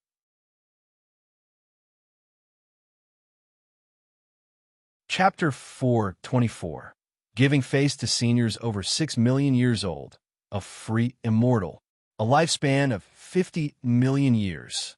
The ultimate lifespan of 100 million years. Truly worthy of being the current lord of the immortal dynasty. Gun looked at Xianxia Emperor and felt deeply moved as these numbers demonstrated the emperor's formidable power. Wuxia continued to refer to himself as the Xianxia Emperor, oblivious to the true Xianxia Emperor approaching. The Xianxia Emperor, dressed in a purple robe with a handsome face, exuded a transcendent aura even without donning the golden robe and crown of an immortal emperor. His eyes were particularly bright and piercing, his brows hardly concealing his pride. The arrogance nurtured over millions of years made him unforgettable at a glance. The Xianxia Emperor did not glance around the second floor, his gaze fixed directly on Gun. He walked towards Gun, reaching Wuju's side, and upon hearing the name, Xianxia Emperor mentioned, he remained unperturbed. Looking at Gun, he extended his hand in greeting and said, "Daoist friend, may I sit and chat with you?" Gun glanced at him and nodded slightly, following which the Xianxia Emperor sat down. Wuju observed the Xianxia Emperor, sensing an extraordinary poise in him. "Do you know each other?" Wuju curiously asked, aware of Gun's strong networking skills and friendships across the Supreme Sect, which he greatly admired. Before displaying his talent, he had not one friend. Gun replied, "We do not know each other, but to meet is fate, is it not?" Upon hearing this, the Xianxia Emperor smiled and nodded in agreement. Gun waved his right hand, and a jug of wine rose up, settling gently in front of the Xianxia Emperor. "Drink this jug of wine, and see if you would like to be friends with us," Gun said nonchalantly. Previously, when She Immortal Lord had come to trouble him, even if not arranged by the Xianxia Emperor, as the Lord of the Immortal Dynasty, he couldn't disassociate from the causal relations. The Xianxia Emperor narrowed his eyes upon hearing this. Naturally, he wasn't going to drink the wine, But Gu An's intention was to constrain him. Facing Guin, he could only discern that Gu An's cultivation level was in the nascent soul realm, unable to spot any loopholes. If Guin truly was Sword Venerable Fu Dao, their gap in cultivation level was undoubtedly enormous. He hesitated for a moment before opening the jug and lifting it, beginning to drink heartily. Wu Ju looked skeptically between Gu In and the Xianxia Emperor, witnessing for the first time Gu and putting someone in a difficult position. Who was this person? Could he be a scion of a family that had offended Guin? The Xianxia Emperor drank swiftly, and once he set down the jug, Guin picked up a new one and began drinking alone. Seeing this, any trace of discomfort in the Xianxia Emperor's heart instantly dissipated, a smile appearing on his face. Adversaries should resolve and not agitate conflicts. He and Sword Venerable Fu Dao had no direct enmity. Xianxia Immortal Lord had acted rashly. Although this incident had cost him face, Sword Venerable's power was enough for him to concede some face. Though he was proud and considered his talent unparalleled in the world, he was only several million years old, and beings like Sword Venerable Fu Dao had likely lived tens of millions or even hundreds of millions of years. He should yield some respect to his predecessor. After finishing his drink, Guin put down the jug and started making casual conversation with the Xianxia Emperor. The two tactfully avoided revealing their true identities, acting as if genuinely curious about each other.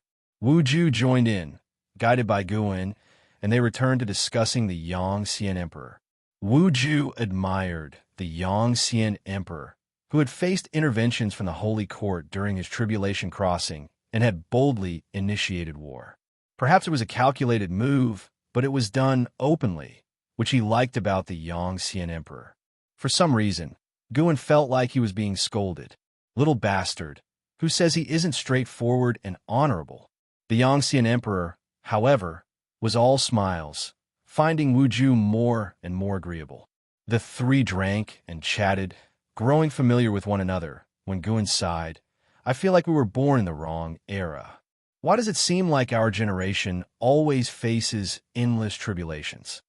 Wu Ju nodded, sharing the sentiment. The Xianxia Emperor said, "Every generation feels like this, remembering only the hardships. But such is life, continuously experiencing trials." He thought Sword Venerable Fu Dao was hinting at him and felt compelled to explain. With the Immortal Dynasty and Holy Court vying for power, the world seems embroiled in great turmoil, but in fact, friction between the two powers had always existed. To the major sects, the past might have seemed peaceful, but for the common people, every century brought various hardships. It is said when immortals fight, mortals suffer, and the battles between immortal path cultivators also bring disasters to mortals. Our very reason for pursuing immortal cultivation is to withstand the incessant trials that follow, the Xianxia Emperor earnestly stated, clearly implying that the turmoil between the Immortal Dynasty and Holy Court affected the world structure. Yet for ordinary beings, it's just a change in who causes their sufferings. Life is always filled with suffering, a common worldly norm. Wu Ju felt this made sense and remarked thoughtfully, "Who knows how long this tribulation will last?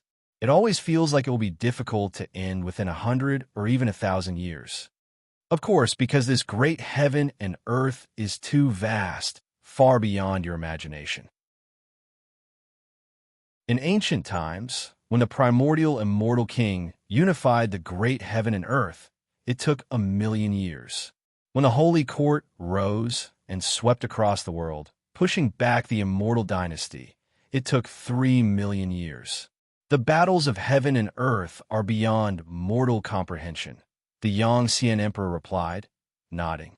This response made Wu Ju look at him quizzically. This person seems very knowledgeable. What is his origin?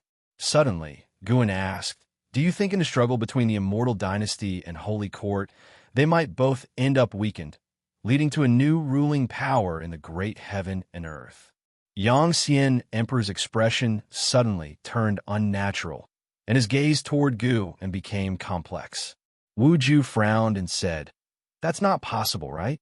Is there any other sect that can compare with them? Now, there isn't, but what about in 10,000, 100,000, or 1,000,000 years? Guan shook his head. He paused, then added, "Besides, I've heard that strong beings always descend from outer heaven, and even heavenly demons reincarnate in the mortal world. Couldn't they be preparing their own forces?" Wu Ju frowned, thinking there was reason in Gu An's words. Xianxia Emperor's complexion returned to normal. It turned out Sword Venerable Fudao was reminding him of threats from outer heaven. He was actually worried that Sword Venerable Fudao was going to support Supreme Sect. In fact, without Gu An's mention, he had always been worried. The primordial immortal king was the best example. Though a fallen spirit of the immortal dynasty, he knew nothing about it. He even felt that there were unknown forces stirring within the immortal dynasty. He couldn't help but think back to those immortal spirits who had supported him in starting the war, each one of them seeming suspicious. The storyteller's voice continued to spread, but the trio's conversation didn't attract anyone else's attention because the inn was filled with people boasting. However, after drinking for nearly an hour, new guests arrived, recognized Guan, and enthusiastically engaged him in conversation. Since the battle initiated by the primordial immortal king, many knew of the close relationship between Gu and Sword Venerable Fudao. Xianxia Emperor watched Gu and interacting with the lowly cultivators and suddenly had a realization. This man was terrifyingly strong, yet he could lower himself to mingle with mortals without them noticing a thing. His Taoist heart was unfathomable. Of course, he didn't think much of this approach since he believed more in the supremacy of the strong. The weak should merely serve as foils to the strong. An hour later, Gu En and his companions left the inn, and Guan invited Xianxia Emperor to spend the spring festival in Third Medicine Valley. Xianxia Emperor did not refuse. He also had more to discuss with Guan. Both returned to the Third Medicine Valley. Upon arriving, Xianxia Emperor's gaze became complicated. Divine thought, true immortal, reincarnation, tribulation, aura, and mortals with strong chi blood, and not a trace of spiritual power. He even saw two reincarnated heavenly demons. Something was off about this valley. The Third Medicine Valley was festively decorated. Even Ji Xiaoyu and the Sun and Moon Netherworld Emperor, who rarely shunned cultivation, were playing chess with disciples everywhere. The Sun and Moon Netherworld Emperor turned his head toward Guan. His pupils contracted sharply on seeing Xianxia Emperor. His first instinct was to flee, but then remembering Gu An's strength, he reassured himself. Guan would protect him. There was no need to be afraid here. Would Xianxia Emperor dare oppose Sword Venerable Fudao? That day, the aura of the primordial immortal king was overwhelmingly strong, yet he was reduced to ashes before Sword Venerable Fudao. From that day on, Guan was regarded by the Sun and Moon Netherworld Emperor as the most powerful being in the great heavenly spirit land. He even suspected Gu and was Xianxia. Apart from Xianxia, who else in the great heavenly spirit land could be so powerful? The Sun and Moon Netherworld Emperor diverted his gaze and continued to play chess with the nine-fingered Divine Lord, who was visibly upset and indecisive in his moves. Guan walked further into Medicine Valley, introducing the situation of the Third Medicine Valley to Xianxia Emperor. Xianxia Emperor grew interested in the Third Medicine Valley. Subsequently, Guan asked Long Qing to entertain Xianxia Emperor. He had himself to meet Shenzhen. Shenzhen was messing around in his bookshelf again. Ever since learning about Gu An's strength, Long Qing had taken very seriously any tasks given by Guan. This was his chance to perform. He was very enthusiastic with Xianxia Emperor, who found him quite interesting as well. Not sure why, Xianxia Emperor felt that Long Qing seemed familiar, as if he had met him in a previous life. He guessed that he might have encountered Long Qing's past life. However, this was Sword Venerable Fudao's territory, and Long Qing addressed him as master, so Xianxia Emperor wouldn't dare act recklessly. As dusk approached, all disciples gathered in the loft area. Some sat drinking, others stood arm in arm, and yet others were sparring to enhance the festive mood, keeping the atmosphere lively. Xianxia Emperor's attention was on Guan. He saw Guan surrounded by Shan Zhen, Zhen Qin, Yilan, Ji Xiaoyu, and an Xian with Shun Zhen and Zhen Qin directly beside him, sparring verbally. Zhen Qin was nearly putting her feet on the table. This gave Xianxia Emperor a deeper understanding of Sword Venerable Fu Dao. This man truly was a hidden hermit. Yilan watched Zhen Qin verbally sparring with Shun Zhen, a smile on her face. Not that she found Zhen Qin's actions appropriate. She simply enjoyed the atmosphere. It was different from the subsect where people revered her, making her feel as though she had returned to Mystic Valley 700 years ago. After so many years, how could recalling the original intentions not be wonderful? Ji Xiaoyu watched Guan intently. He could see the displeasure in her eyes. What would he do? Everyone insisted on coming to Third Medicine Valley to celebrate the festival with him. It was unstoppable. At least Xianxia was better, waiting for him in the 8 scenic caves. How good it was to interact privately. More crowds always lead to trouble. Chapter 425, Xianyu Divine Dynasty. Sky Demon Great Sect. After the festival, Guan went to Mystic Valley on his own. He wasn't worried about Xianxia Emperor causing trouble in the Third Medicine Valley.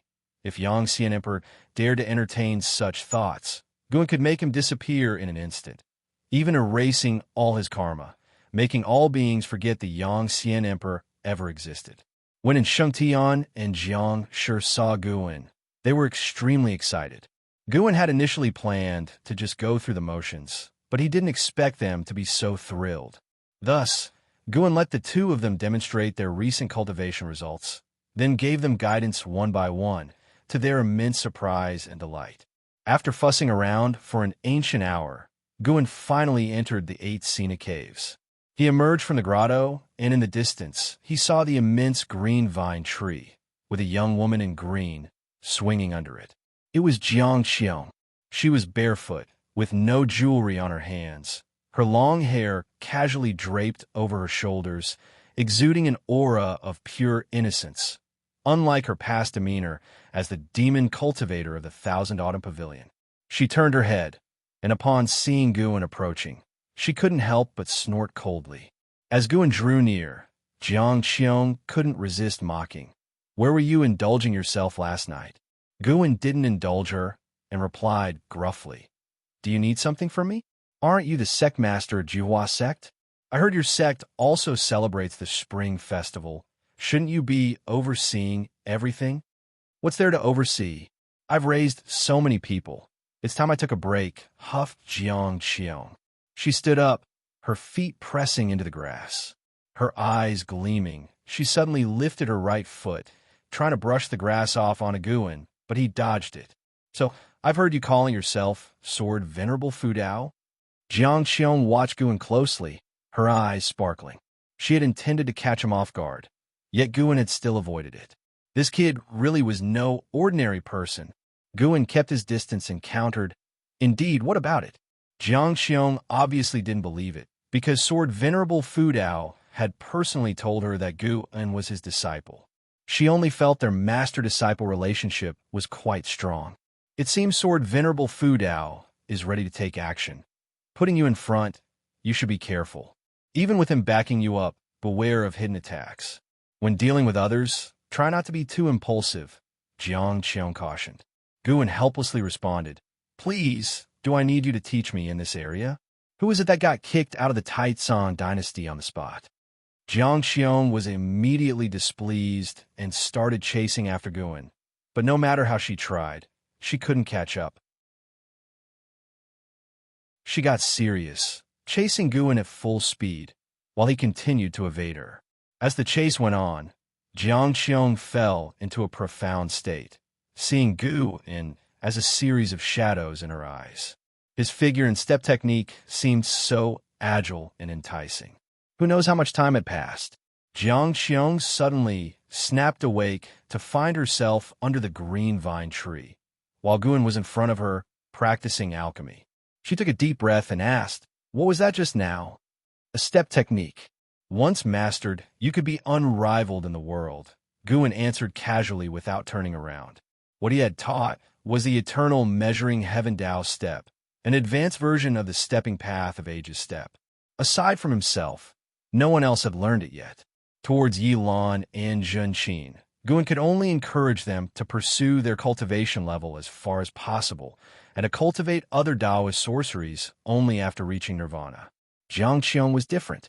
Her maximum lifespan was over 5,000 years. She would certainly achieve nirvana, so learning divine skills in advance wouldn't delay her cultivation. What's it called? Xianxia asked curiously. Certain such a precise step technique had to be an inheritance from Sword Venerable Fudao. Guan glanced at her and said, Eternal measuring heaven Tao step. Don't spread it around, or it'll bring big trouble, and I mean trouble from beyond this world. Upon hearing this, Xianxia became both nervous and excited.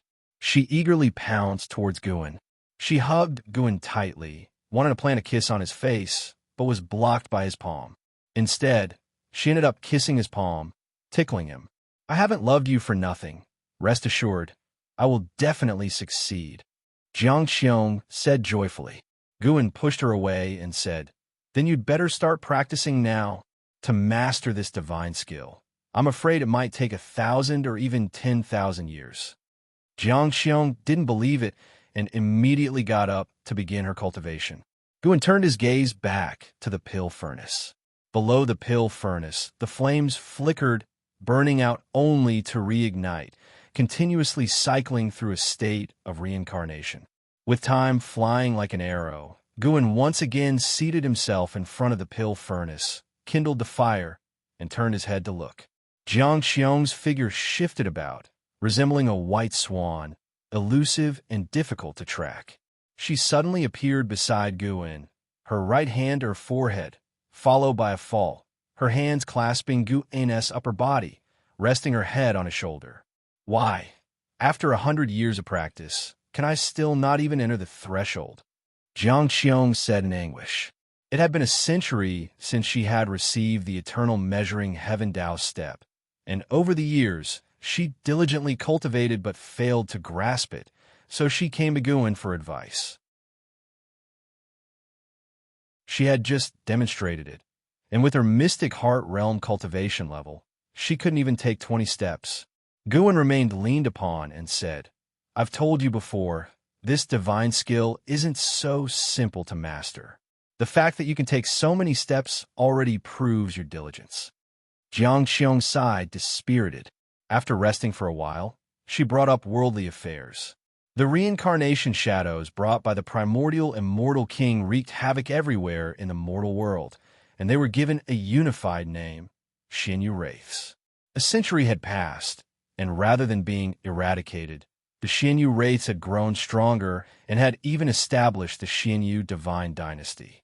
Apart from the Xianyu Divine Dynasty, a sect named the Sky Demon Great Sect appeared in the mortal world, supposedly all reincarnations of heavenly demons.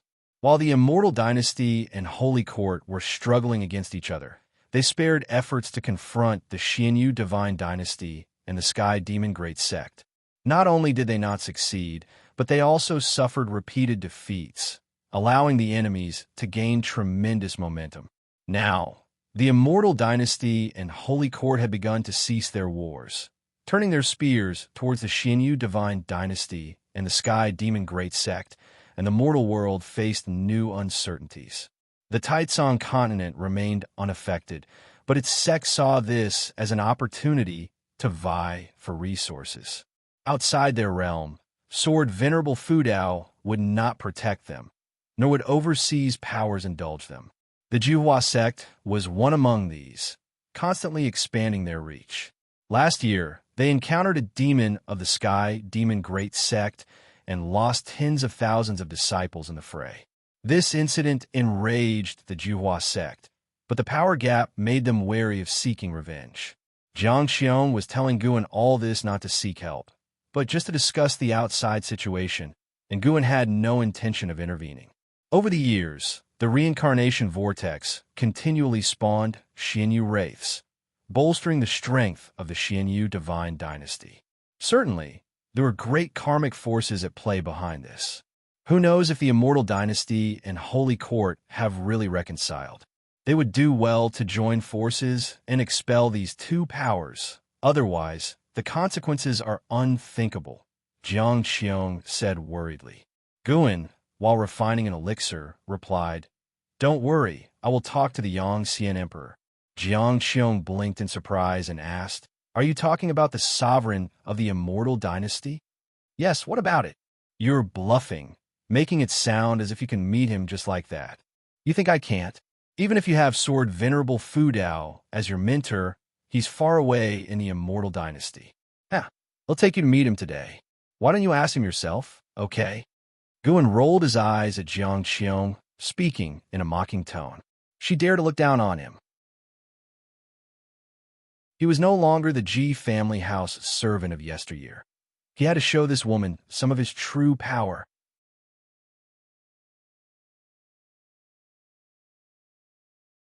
Chapter 426. The Orthodox of Heaven and Earth Guan brought Xianxia to the Third Medicine Valley, and they made their way to the dojo. Along the way, Xianxia looked around curiously, intrigued by the current state of the Third Medicine Valley. Since the news about Guan's connection with Sword Venerable Fu Dao had spread, more people had been coming to the Third Medicine Valley, and the Supreme Sect had expanded it, continuously increasing the number of disciples in the valley. Now, the number of Medicine Valley disciples had surpassed 4,000. At first glance, the Third Medicine Valley seemed like a sect.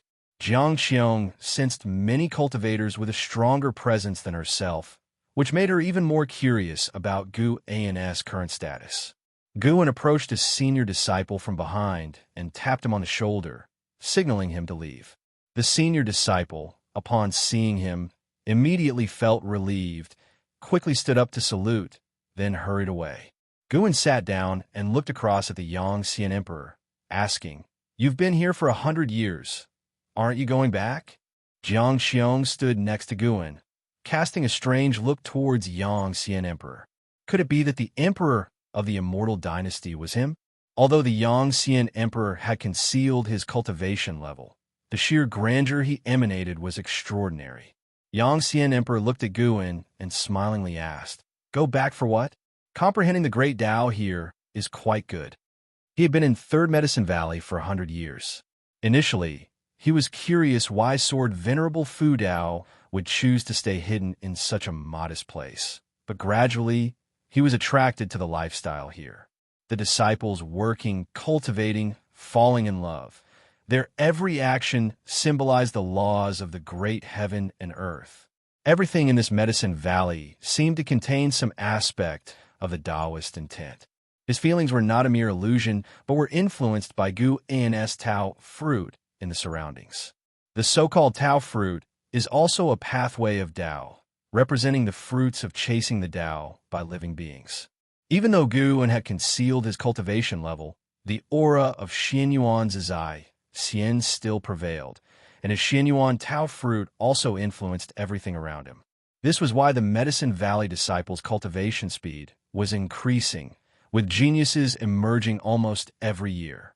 These geniuses might not stand out in today's Supreme Sect, but would have been famous 800 years ago and heavily nurtured by the sect. Guan was also aware of his own impact on the surroundings, unable to control it. He only opted to feign ignorance, kind of care towards the people around. Now that the Xianyu Divine Dynasty and the Sky Demon Great Sect have emerged, the threat to the Immortal Dynasty, the Holy Court, and even the whole world is not small, Guan stated, then glanced at Xianxia. "You're normally quite talkative. Why the silence now?" Xianxia was skeptical and didn't just blurt out anything, plus she never really intended to seek out the Yangxian Emperor. She just wanted a topic to discuss with Guan. Yangxian Emperor replied, "The world is in chaos. It's normal for variables to emerge. Let them be." He watched Guan make his move on the board, his gaze subtly changing. He was about to win this game, but with Guan's move, the situation on the board shifted. Though it wasn't a resurrection from death, it made him sense danger. It seems the Immortal Dynasty is not shouldering the mission of all living beings, rather pursuing the victory of the major trends, Guan muttered with a slight smile. Xianxia Emperor perceived the implications in his words. He didn't avoid them, but rather said, in different periods, the targets pursued will vary.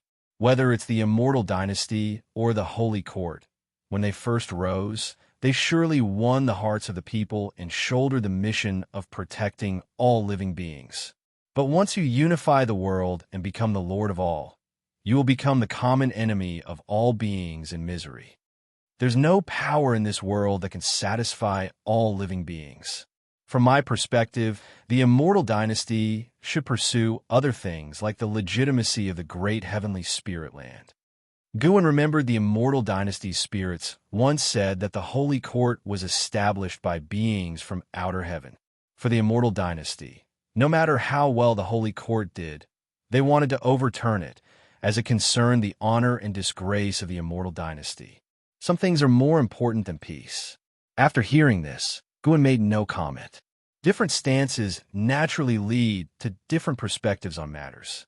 Since Xianxia Emperor was already aware of the chaos in the outside world, that was sufficient. In Guan's eyes, both the Immortal Dynasty and the Holy Court were headed towards destruction.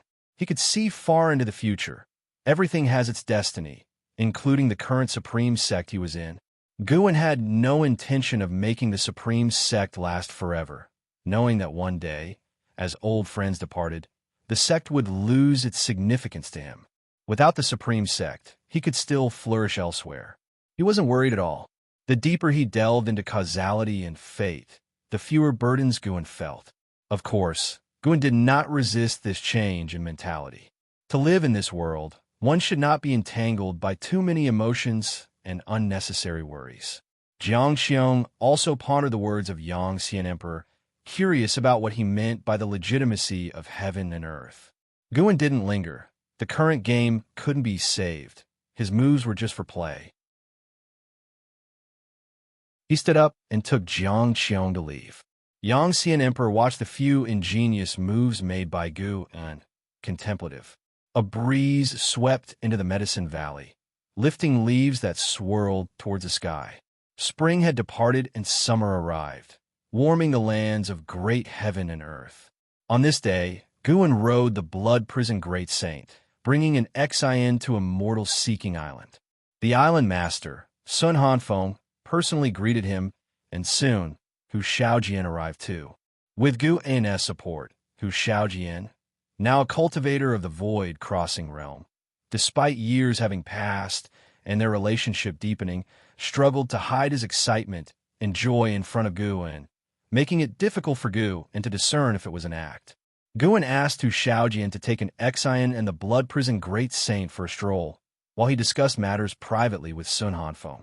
With them gone, Sun Hanfeng finally said, "Master, demon cultivators from the Sky Demon Great Sect have been infiltrating Immortal Seeking Island frequently lately.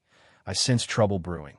Only places like the Taicang continent, protected by mighty beings, were relatively safe. Immortal Seeking Island, despite its strong foundations, inevitably attracted covetous eyes."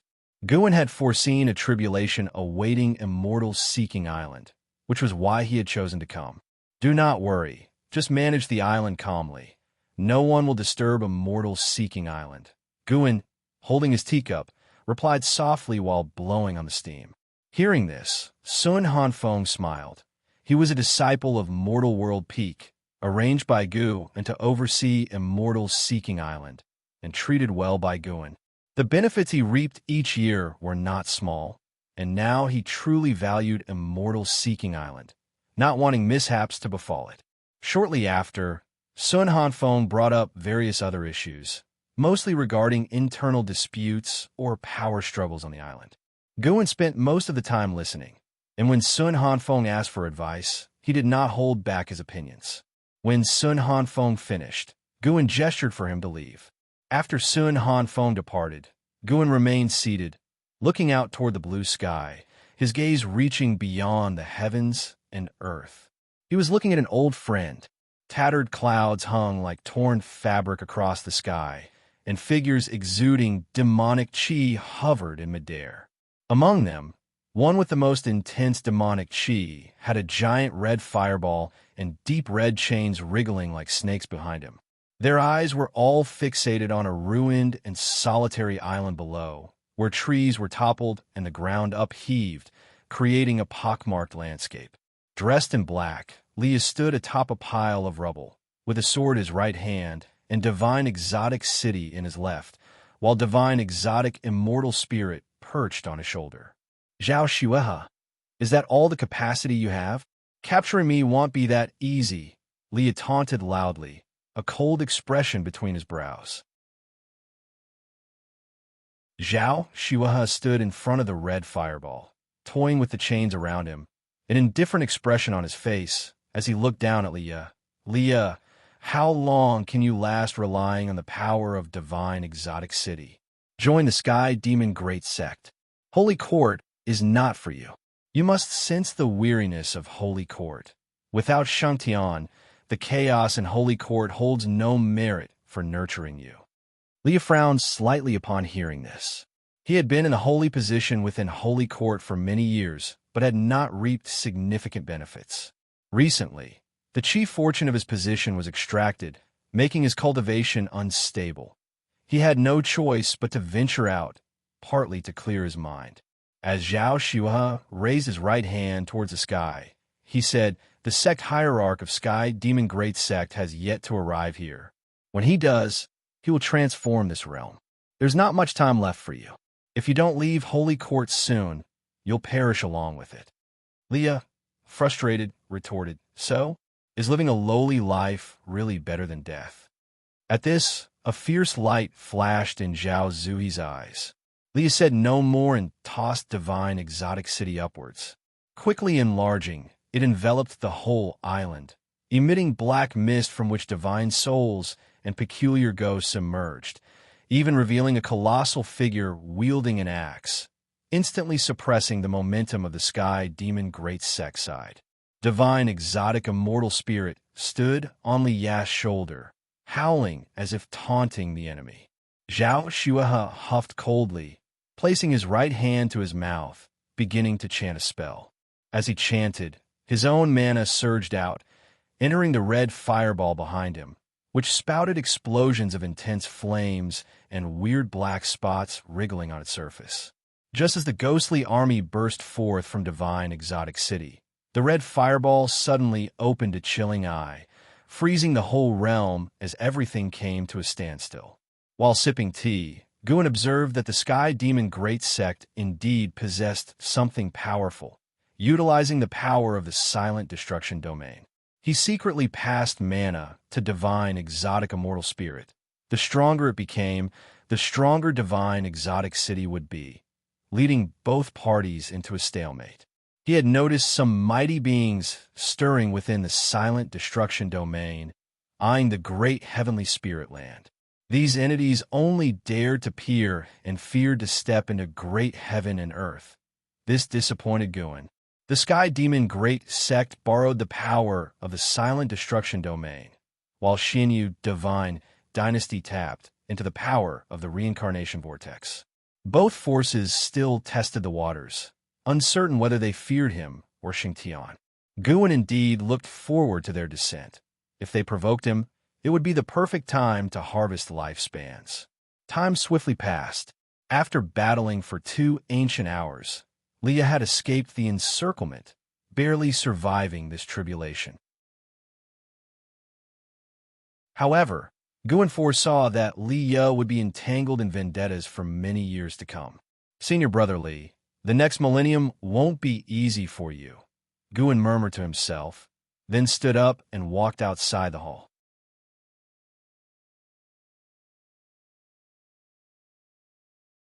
Chapter 427. Divine Emperor's Descent. Autumn breezes wafted through Mystic Valley. Guan sat on a tree branch, looking down at the sparring in the forest below. Xianxia and Xianxia were engaged in a close contest of martial moves and movement techniques, the master and disciple evenly matched. Xianxia possessed a maximum lifespan of 4,800 years, while Xianxia's lifespan could reach 5,000 years. Talent-wise, there wasn't a large gap between the two. After many years of cultivation, Xianxia had grown significantly. When it came to hand-to-hand combat, he could fight Xianxia to a standstill. However, their sparring didn't interest Guan much. Despite watching them, his thoughts were actually on Leia. Since escaping from a desperate situation, Leia had been chased by the Sky Demon Great Sect. Fortunately, no particularly strong entities had set their sights on him yet, and the strongest among his pursuers were only at the wandering immortal realm. Leia was currently engaged in battle. Most followers within the Sky Demon Great Sect were reincarnations of heavenly demons, awakening their original souls. But there were also some infiltrators from outer heaven who had descended as demons, nearly all of whom had cultivation levels above the immortal Tao fourth layer heaven. After years of warfare with the immortal dynasty, the Holy Court's control over outer heaven was weakening. Guan lifted his gaze and saw figures coming and going from the great heavenly spirit land without anyone daring to block them. In such circumstances, the Sky Demon Great Sect was rising swiftly, spreading across the world like a wildfire. Guan's Immortal Seeking Island would be affected in the future as well. Watching Leia battling fiercely, Guan's thoughts drifted to the future, contemplating an appropriate time to reap the growth of the Sky Demon Great Sect. Guan had no intention of blindly playing the savior, but if threatened, or if those he cared about were threatened, he would show no mercy. He lived in seclusion, but that didn't mean he would stand idly by. After observing Leia for a while longer, Guan's gaze shifted toward Hao. And Hao was about to undergo nirvana. He was still imprisoned, waiting for the Xianxia Emperor to return. Once released, after his nirvana, Hao would re-emerge into the world, embarking on the path of the heaven-favored. Compared to Leia, Hao's journey would be smooth, continuing his past grace. Guan then turned his attention to other old acquaintances, and as he did, his thoughts suddenly turned to Xiaochuan and Yangjian. Both had entered the reincarnation vortex, yet there had been no word from them, and Guan could no longer feel the destruction Dao seal on Xiaochuan's soul, indicating a great distance between them. After a long while, Xianxia came to the base of the tree, looking up to ask, "Master, how did we perform just now?" And Xiantian also walked over, expectantly looking up at Guan and withdrew his divine thought, glanced at them, and said thoughtfully, "In truth, both of your growth rates are rapid. You could be considered geniuses. You don't need to be so tense. There's no need to prove anything to me, strong or weak. As long as you don't betray me, I naturally won't abandon you." These two disciples had many merits, but every time they saw him, they became nervous, and they were eager to demonstrate their abilities, which made him feel uncomfortable. Upon hearing this, Xiantian smiled. Xianxia also let out a sigh of relief. Unlike an Xian and Long Qing, they had sought Guan for their own gain, so they could never be at ease in front of him, always maintaining a deep reverence for him. Guan then added, "In a while, I'll arrange for a disciple to spar with you. The two of you will take him on together to broaden your horizons." On hearing this, Xianxia's eyes brightened as he asked, "Is it a disciple from the Third Medicine Valley?" They had naturally heard of the Third Medicine Valley, but had never been there. Even though Mystic Valley had a transmission array platform, the disciples from the two valleys were not permitted to use it for visits, a rule set by Guan himself. Anyone who violated this rule was expelled from Medicine Valley. Yes, unlike the others, he's a direct disciple like you. This lad is combative, so don't underestimate him, Guan replied, and with that, he descended from the tree. Upon hearing this, Xianxia and Xiantian tensed up again. Guan, somewhat helplessly, said, "Don't be nervous. Even if you lose, it's normal. My aim is just to enhance your practical experience." The two exchanged a glance, then forced a smile, clearly strained. Guan found it dull and shook his head, then turned and walked away, refusing their offer to follow. Continue your cultivation. The tribulations of the world are increasing. Who knows, they might reach Mystic Valley one day, and then we'll need you too to guard Mystic Valley. Upon hearing Gu An's words, the pair stopped in their tracks, their fighting spirit suddenly ignited. They didn't believe Mystic Valley could be in danger. Clearly, this was Gu An's test for them. Guan made his way back to the third Medicine Valley. As soon as he stepped from the transmission array platform, someone blocked his path. "I am Lu Changjing. I wish to have a word with the Valley Master, if you may," said a middle-aged man, standing before Guan, bowing respectfully. But before he could finish, Guan interrupted him. "Immortal Fall Gorge doesn't qualify." Guan walked past Lu Changjing, heading towards his loft. Immortal Fall Gorge was Lu Changjing's sect, a great sect on the seas. Guan knew of it through the causal threads he saw surrounding Lu Changjing. The strongest within Immortal Fall Gorge had attained the divine immortal of wondrous Dharma realm, which in Gu An's eyes, indeed, did not qualify. Upon hearing Gu An's words, Lu Changjing's face flushed. He turned around, wanting to speak, but seeing Gu An's retreating figure, he dared not show anger or figure out how to retain him. For Guan to speak directly of Immortal Fall Gorge indicated he truly did not regard highly. Is he Sword Venerable Fu Dao himself, or a disciple of Sword Venerable Fu Dao? Lu Changjing frowned and thought. Being rejected was regrettable, but the thought that the other party might indeed be Sword Venerable Fu Dao filled him with excitement. The Sword Venerable Fu Dao was an existence comparable to the Xianxia Emperor. Lu Changjing took a deep breath and turned to visit the main city of the Supreme Sect. As he turned around, a figure barred his way. He looked up and involuntarily furrowed his brows. This emperor has some connections with Immortal Fall Gorge. "Take me there," the Xianxia Emperor said indifferently to Lu Changjing. Overwhelmed by the Xianxia Emperor's imposing aura, Lu Changjing cautiously asked, "May I inquire who Daoist friend is Xianxia Emperor? Have you ever heard of him?" "What?" Lu Changjing's face changed dramatically. A look of terror etched on his features. Passing disciples who heard the three words, Xianxia Emperor, instinctively turned their heads to look as the Xianxia Emperor, with a wave of his sleeve, disappeared into thin air along with Lu Changjing. Far away, Xianxia, who was meditating under a tree, furrowed his brows, his eyes filled with a look of shock. That man was actually the lord of the Immortal Dynasty, the Xianxia Emperor. Over the past 100 years, he had played many games of chess with Xianxia Emperor and always found him inscrutable.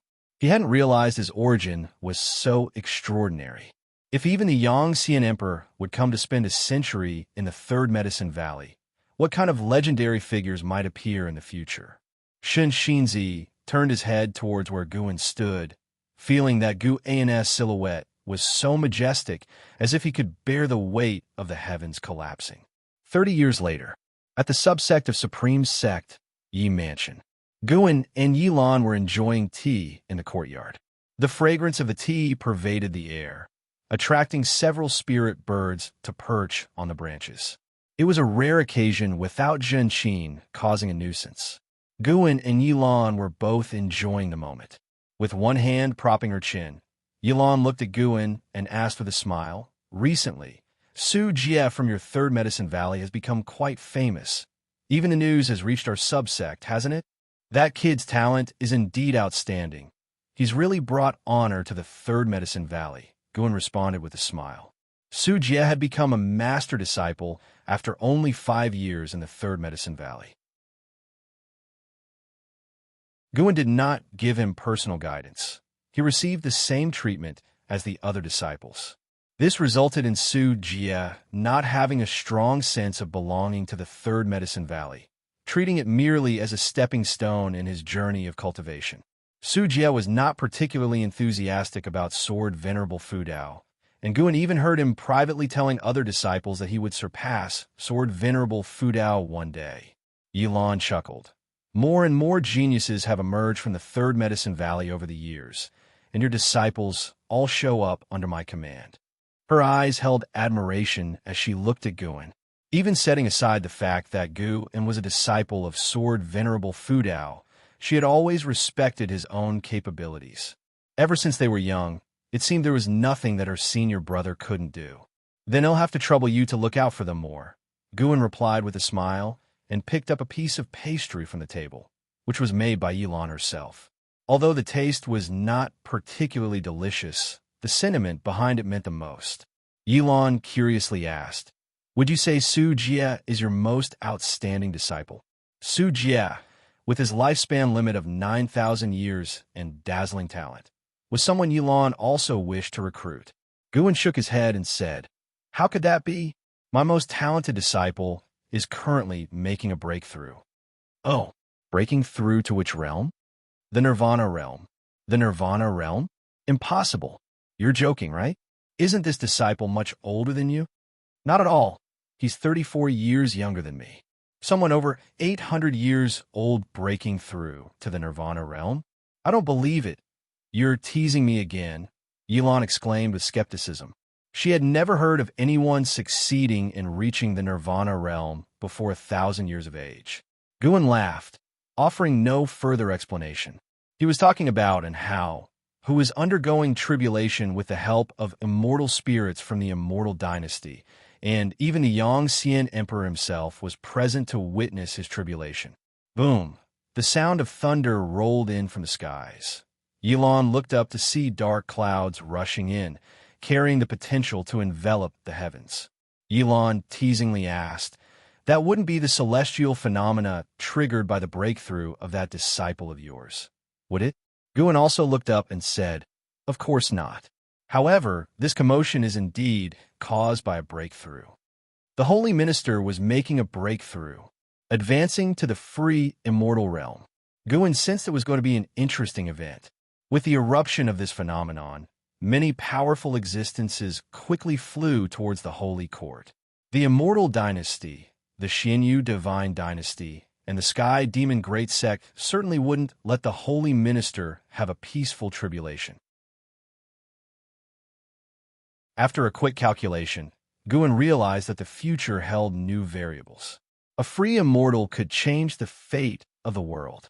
Yilan's eyes sparkled with curiosity upon hearing Guan's words. What kind of realm was capable of causing such a breakthrough phenomenon? It was at that moment that Guan saw a powerful aura coming from the depths of the cosmos. A meteorite wrapped in demonic chi was hurtling out of the silent destruction domain, bearing down on the great heavenly spirit land with unstoppable force. Such momentum suggested it had the cultivation level of the 9th layer of the free immortal realm. Guan hadn't been particularly concerned, for in recent years, there had been more than a handful of free immortals arriving in the great heavenly spirit land. But suddenly, he felt a familiar presence. This aura was the Annihilation God Emperor. With memories of Long Zhan, Guan vividly remembered the aura of the Annihilation God Emperor. Indeed, this aura belonged to him, albeit not as powerful as what Long Zhan remembered.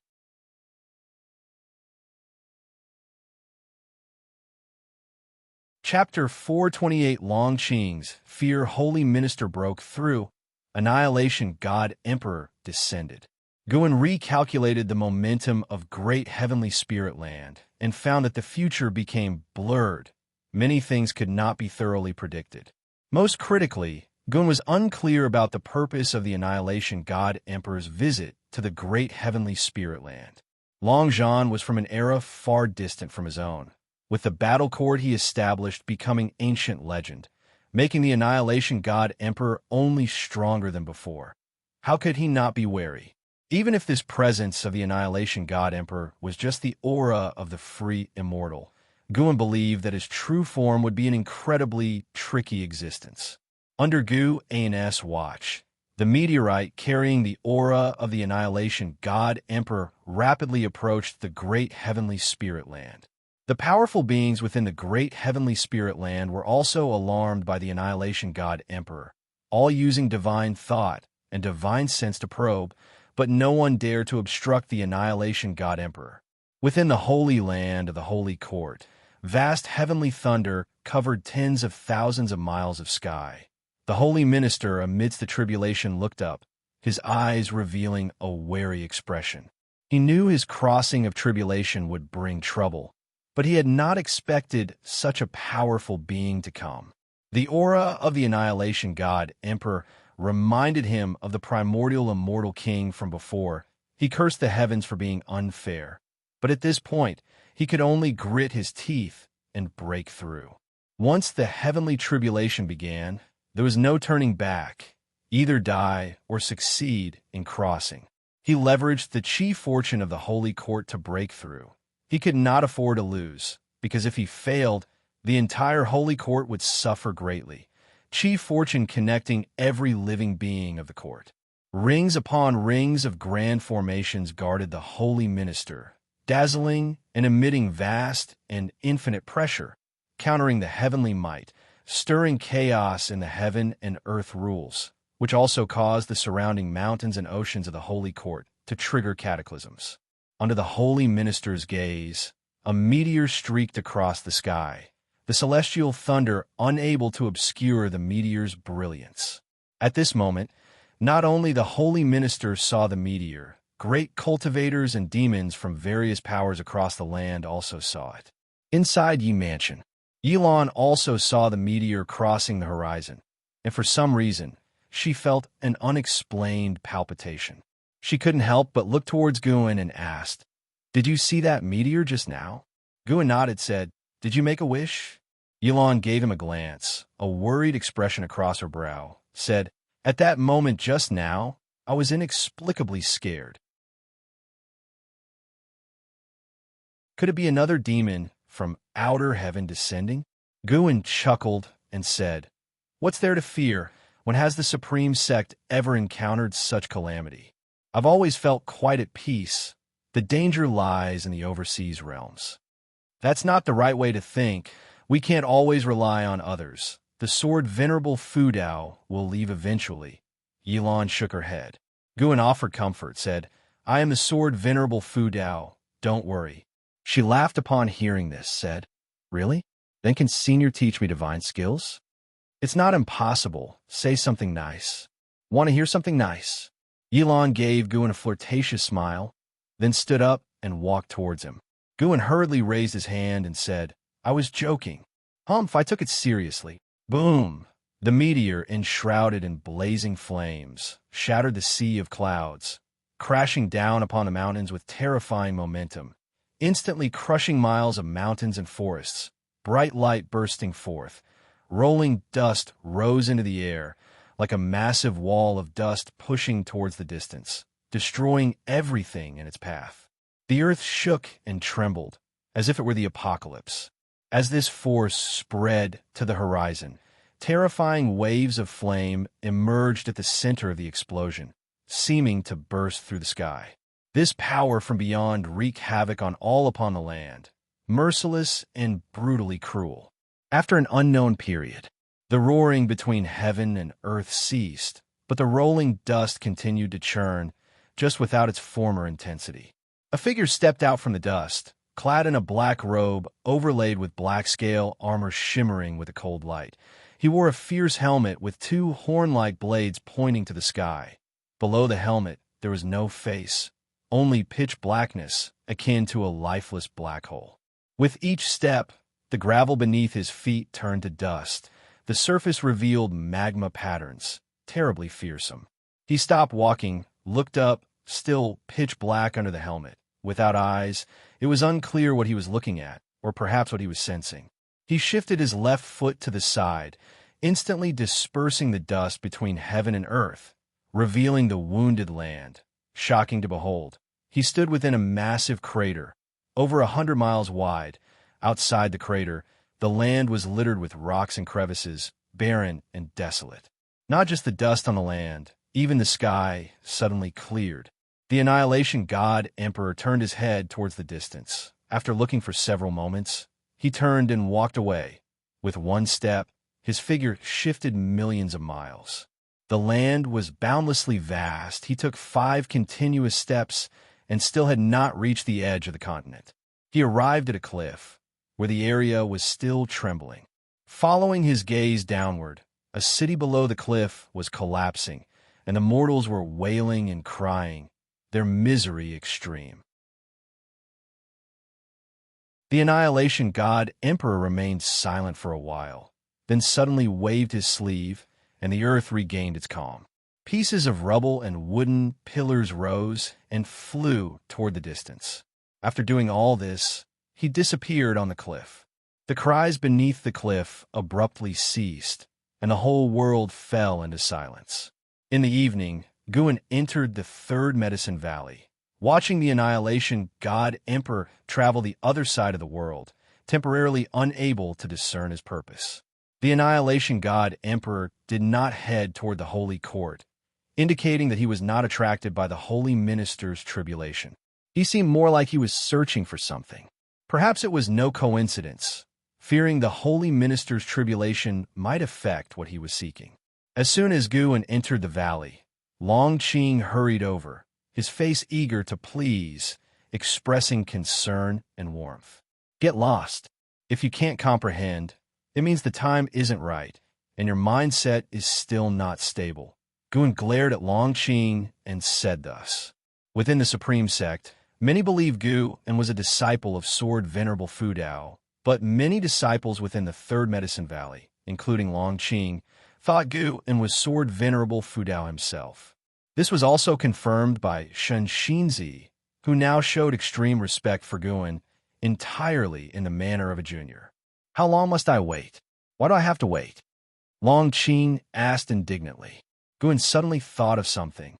Could it be that the Annihilation God Emperor was here for Long Qing? It was very likely. Guan said sternly, "You already know your physique is special. Can't you guess that you might be carrying a significant cause and effect? If you don't settle down, you'll face great trouble, and even I won't be able to protect you, possibly not even the whole world." His tone was severe, causing Long Qing to be stunned. As Long Qing reflected on Guan's words, he couldn't help feeling uneasy and panicked. Guan was influencing his emotions with his Taoist intent. He had to scare the young man. Without absolute certainty, Guan dared not let Long Qing reveal his true identity. The cause and effect of the Dragon Clan were too significant, likely to draw the real body of the Annihilation God Emperor and the current battle court. Long Qing's expression shifted uncertainly, but Guan did not continue to frighten him, and instead walked past him. Just a few steps away, an Xian arrived, reporting that some disciples were fighting and needed his intervention. Hearing the names of the fighters, Guan understood why an Xian had to seek him out. Two geniuses, ranked among the top in talent within the valley. They had not yet completed their training, but already great cultivators and notable families were trying to recruit them. It's typical of geniuses. They tend to be arrogant, and when arrogant individuals meet, conflicts are inevitable.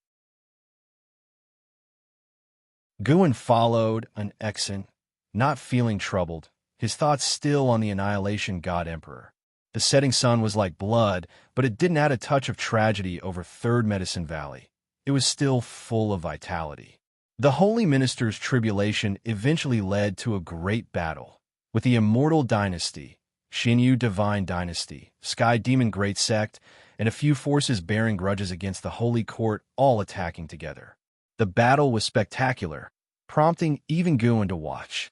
Despite the perilous process and countless casualties, the Holy Court survived the ordeal, and in the end, the Holy Minister made a breakthrough and even fought a great battle with Xianxia Emperor. Although the Holy Minister was a civilian official, his combat strength was formidable, able to hold his ground against the Xianxia Emperor, which surprised Guan. The Xianxia Emperor did not entangle further. Otherwise, his alliance with the Xinyu Divine Dynasty and the Sky Demon Great Sect's free immortal might have been able to eliminate the Holy Minister. This battle passed, but it also laid down a greater cause of trouble for the future. Thus, Great Heavenly Spirit Land welcomed a brief period of peace. 8 years quickly passed. One day, Guan, accompanied by an Xian and Blood Prison Great Saint, arrived at Tianya Valley. LV had unexpectedly returned, specifically to seek out Guan. Before meeting with LV, Guan collected medicinal herbs first. LV took him into his cave, and, after activating the cave's restrictions, asked nervously, "Are you Sword Venerable Fu Dao?"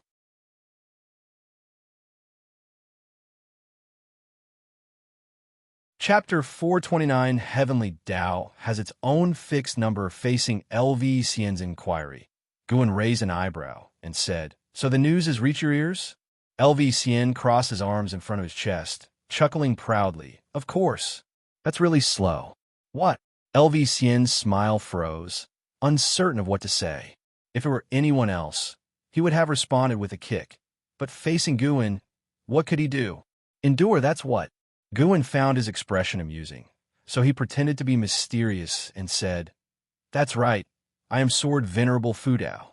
However, many people don't believe it and think that I am just a disciple of Sword Venerable Fu Dao. You must keep this matter between us. Heaven knows, earth knows, you know, and I know." Upon hearing this, LV Xian became excited. His body trembled as he asked carefully, "Is it true? Well, let me know." Guan's gaze deepened as he said, "Even though you are no match for me, in my eyes, you're the only one who poses a threat to my talent. And Hao doesn't have what it takes. He's too compliant and will stumble eventually. Only those prodigies who survive can be considered strong." LV Xian was deeply moved, his fists clenched and blood boiling with excitement. Guan was satisfied with his reaction. Winning people over with just a few words, why not? Then, Guan went and sat down at a stone table to the side. LV Xian snapped back to reality and hurried to follow. Sitting across from Guan, LV Xian asked nervously, "Is it your talent? Or are you the reincarnation of a great power? Or have you concealed your age?" Guan looked at him and replied, "When you reach the immortal path realm, you'll understand a stage called reincarnation tribulation." Reincarnation tribulation? LV Xian was captivated just by the name. Guan asked, "You didn't come to find me just to confirm this, did you?" He could guess LV Xian's purpose, but he preferred to hear LV Xian say it himself. LV Xian took a deep breath and said, "The Xianyu Divine Dynasty has invited me to join. Lately, I've been thinking about breaking away from His Majesty. What's your view on the Xianyu Divine Dynasty?" Guan knew about the rift between LV Xian and Li Xiandao. As Li Xiandao was becoming stronger, he began to reveal his true nature, like Guan, and became increasingly domineering, which added to the pressure on those around him. Guan replied, "If you want it as a stepping stone, then it indeed is a good place. But if you plan to stay with the Xianyu Divine Dynasty, they will all go up in smoke." LV Xian's eyes widened as he asked, "The Xianyu Divine Dynasty will be destroyed?" Guan chuckled. "To be more precise, all the powers of this world will go up in smoke. The old forces will turn to dust." "Including the supreme sect, Taitsong Dynasty?" "Yes." "Why?" "Because the world has its cycles, and the heavenly Tao has its set parameters." Doesn't that mean all my efforts are meaningless?" LV Xian turned pale, completely disheartened. Guan shook his head, his words laden with profound meaning. "Someone always survives.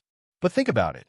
If all the powers of the world disappear and 99% of beings turn to dust, and you survive, then after weathering that period, what will your status be in this world?" Excitement shone on LV Xian's face as he thought more about it. He was so elated at the idea of being one of the supreme beings of the world that he even ignored how he would survive to that point. His gaze towards Guan changed, filled with admiration. What level of cultivation was needed to foresee such an outcome? He didn't doubt Guan's words because he had also heard legends about the evolution of the world. Many cataclysms had swept through the world since ancient times. From what he could see, the world was far from destruction. At least, there were no signs in sight. Indeed, Sword Venerable Fu Dao was the most formidable. Even the Xianxia Emperor couldn't compare. LV Xian became exhilarated and started pressing for more information. Guan did not reveal more about the fortune of heaven and earth, but regarding some trivial information that he could disclose, he considered it taking care of LV Baishan's son. Half an ancient hour later, Guan, accompanied by LV Xian, walked out of the cave. Luo Han watched LV Xian's respectful demeanor and couldn't help but laugh. This LV Xian was so proud by nature that even the emperor had never been shown such reverence. It was unknown what abilities this young Guan possessed to make a proud figure like LV Xian submit. Luo Han watched from a distance, then approached them. "Guan, where's the book?" asked Luo Han as he reached Guan Gu and casually took out Dream of the Red Chamber and handed it to him, saying, "Green Hero Travel will be after a while."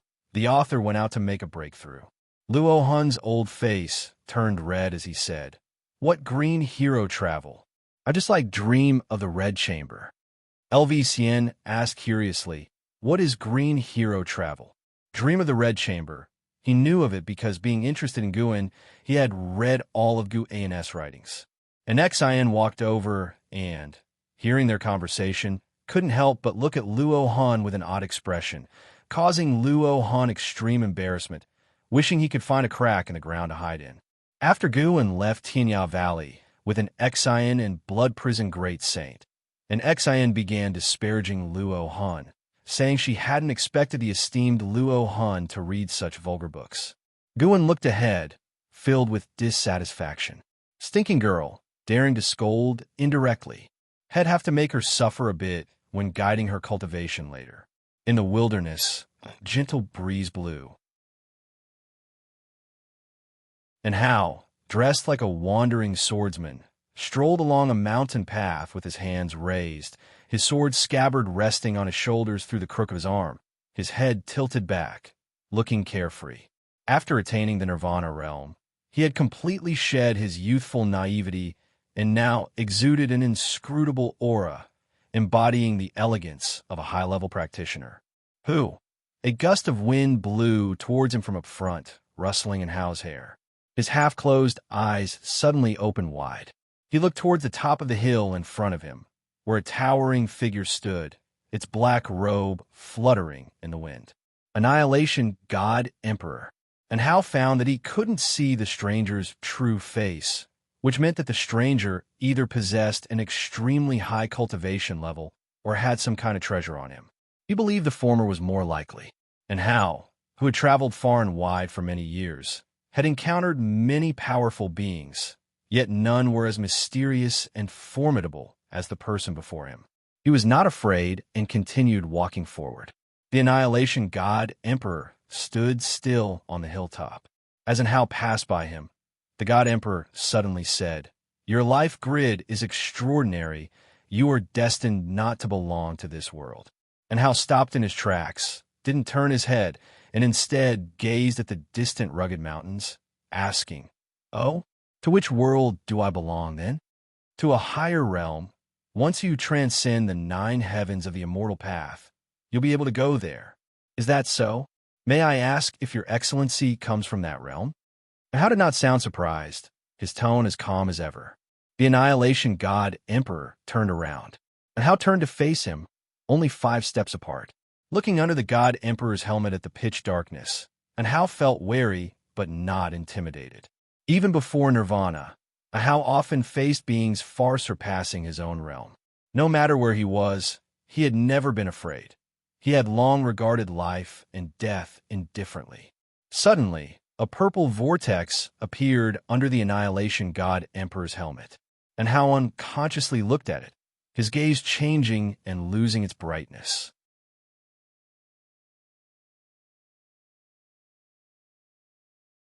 Chapter 430.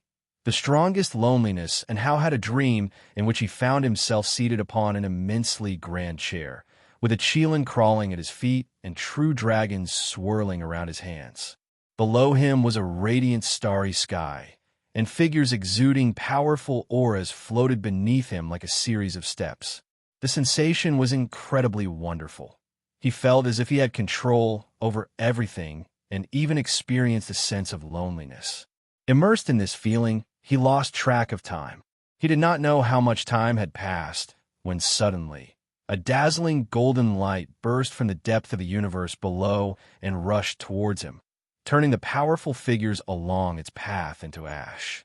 The golden light shone on Hao's face, making it feel scorching hot to the point of burning. and how suddenly opened his eyes, gasping for breath with sweat covering his forehead and his pupils still trembling. What met his gaze was the twilight sky, and his eyes instinctively caught the sight of the figure of the Annihilation God Emperor. The Annihilation God Emperor stood nearby, gazing up at the sky, seemingly lost in thought. And Hao sat up and was about to stand when the Annihilation God Emperor's finger pressed on his forehead, rendering him immobile. At that moment, Hao felt his mana and chi blood freeze, making him extremely uncomfortable. Having reached the Nirvana realm, he had felt so powerful, confident to handle anything. But at that moment, he felt as if he had returned to the mortal realm, feeling his own insignificance once again. He looked up at the Annihilation God Emperor, his expression of shock rapidly turning into one of resentment. You have the same look in your eyes as he did, possessing the same life grid, but you're still far from his level, the Annihilation God Emperor said, looking down at Hao. And Hao gritted his teeth and asked, "Who is he?" "His name cannot be mentioned. This entire great heaven and earth cannot bear its consequences. If mentioned, this great heaven and earth would instantaneously turn into nothingness." And Hao's eyes widened. It was the first time he heard of such power. Neither the Xianxia Emperor nor Holy Heaven could achieve such feats. Having traversed so many great heaven and earths, it is rare to encounter someone with such a grand life grid as yours. I grant you a divine skill. Now it remains to be seen how high you can reach. As he spoke, the Annihilation God Emperor's index finger emitted demonic chi, which burrowed into Hao's forehead. And Hao, unable to move, was extremely nervous.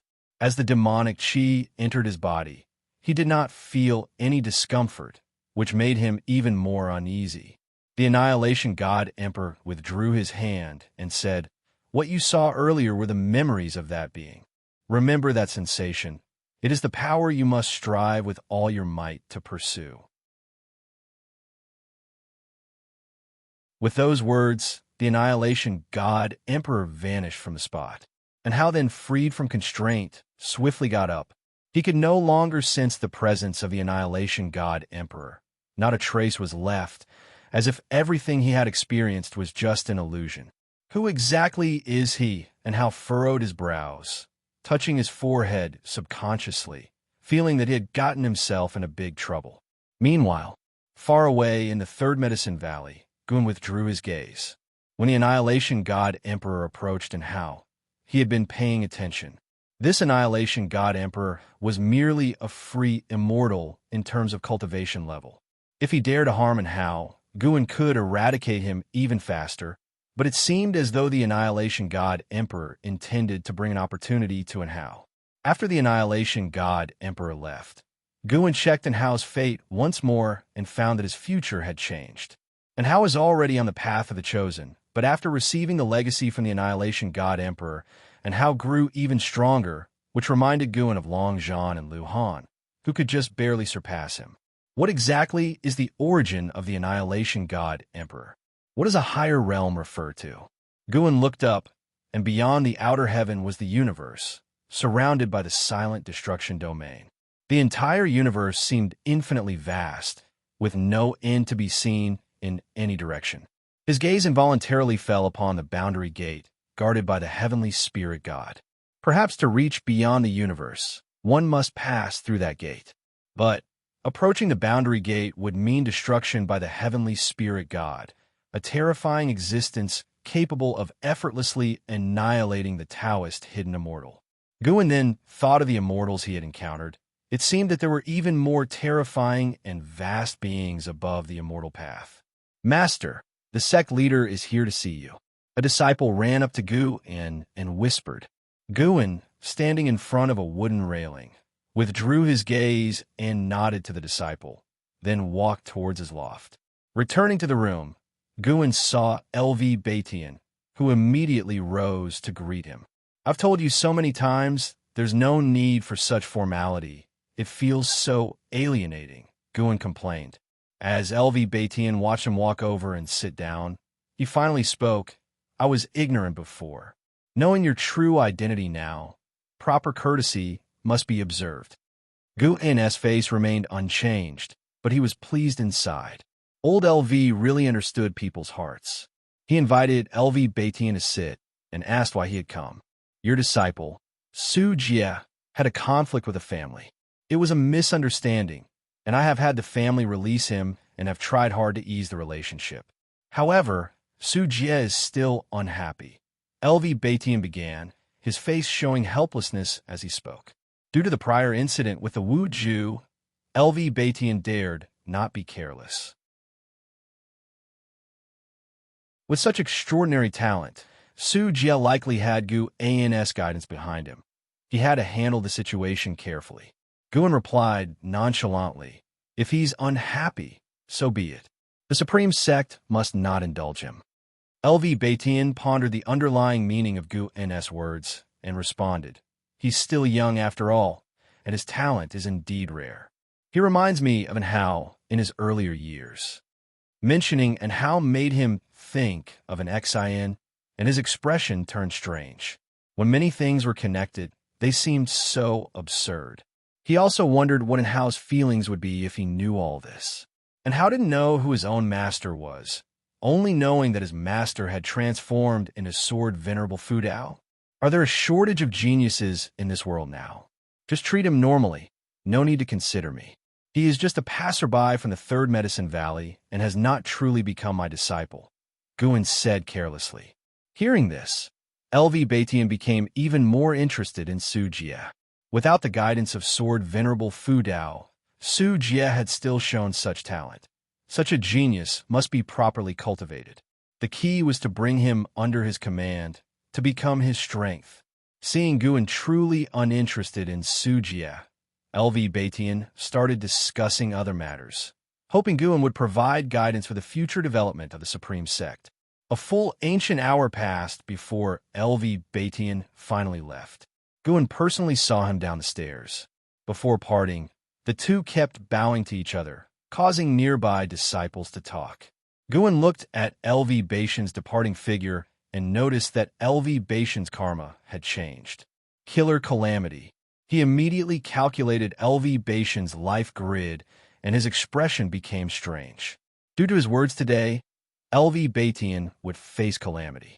LV Beitian would find death due to Su Jie.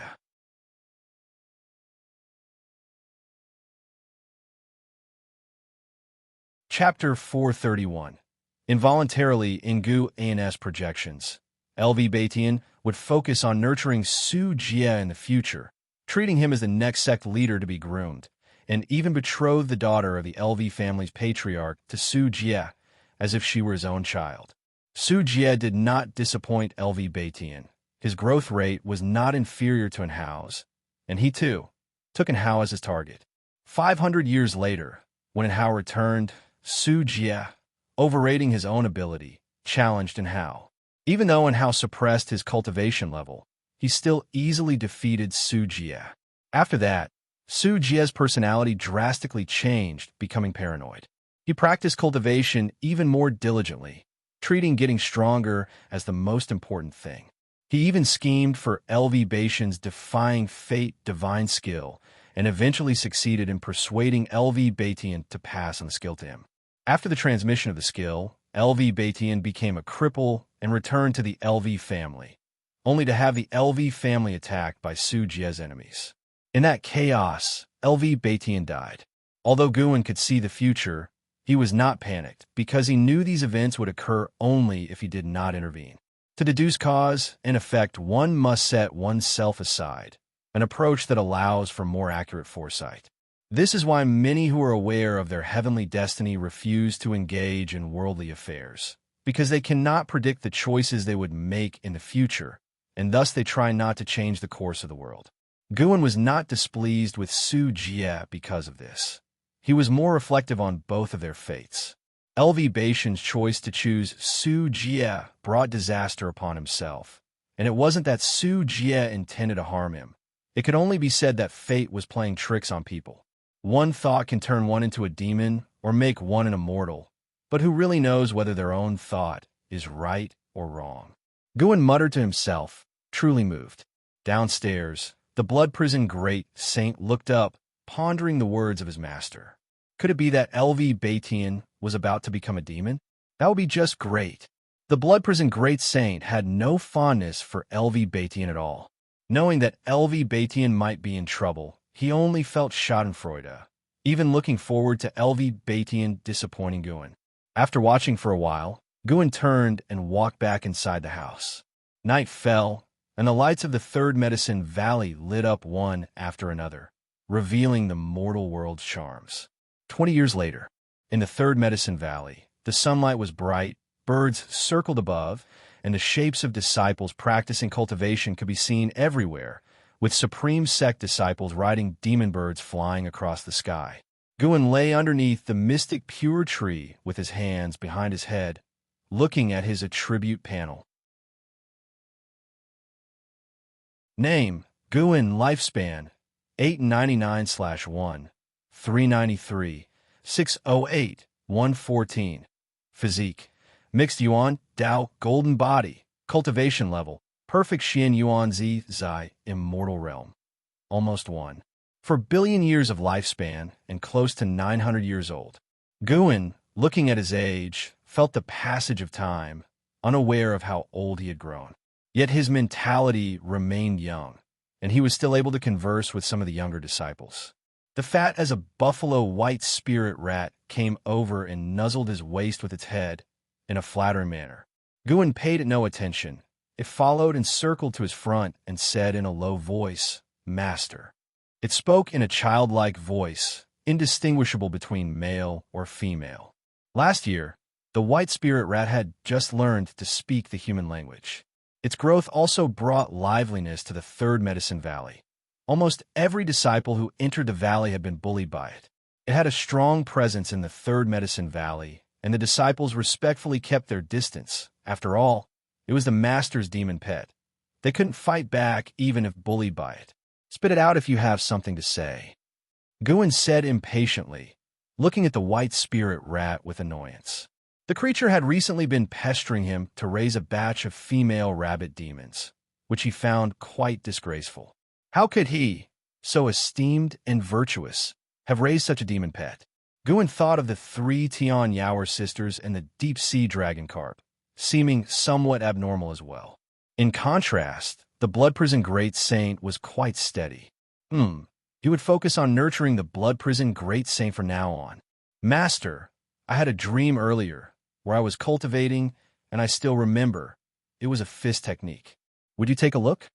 The white spirit rat said softly, its beady eyes filled with excitement. Because of its obesity, it lacked the cunning look of a rat demon, appearing rather foolish instead. Guin sat up and said, "I want to see what fist technique you can comprehend." The white spirit rat spent years meditating under the mystic pure tree, consuming heavenly materials and earthly treasures, and its maximum lifespan kept increasing. In a way, this was also a talent, as not everyone could increase their lifespan just by being under the mystic pure tree. The white spirit rat jumped aside and then stood up, supporting its body on its fatty hind legs. Under Guin's gaze, the white spirit rat started to perform fists. As it threw its punches, gusts of wind kicked up the grass, drawing the attention of nearby disciples. Guin's expression was odd. The white spirit rat's fist technique was not impressive, clearly mimicking Long Qing's moves, yet a mountain of flesh-throwing punches was very bizarre. To say it was comical, but its body moved rhythmically. Each punch was executed with precision.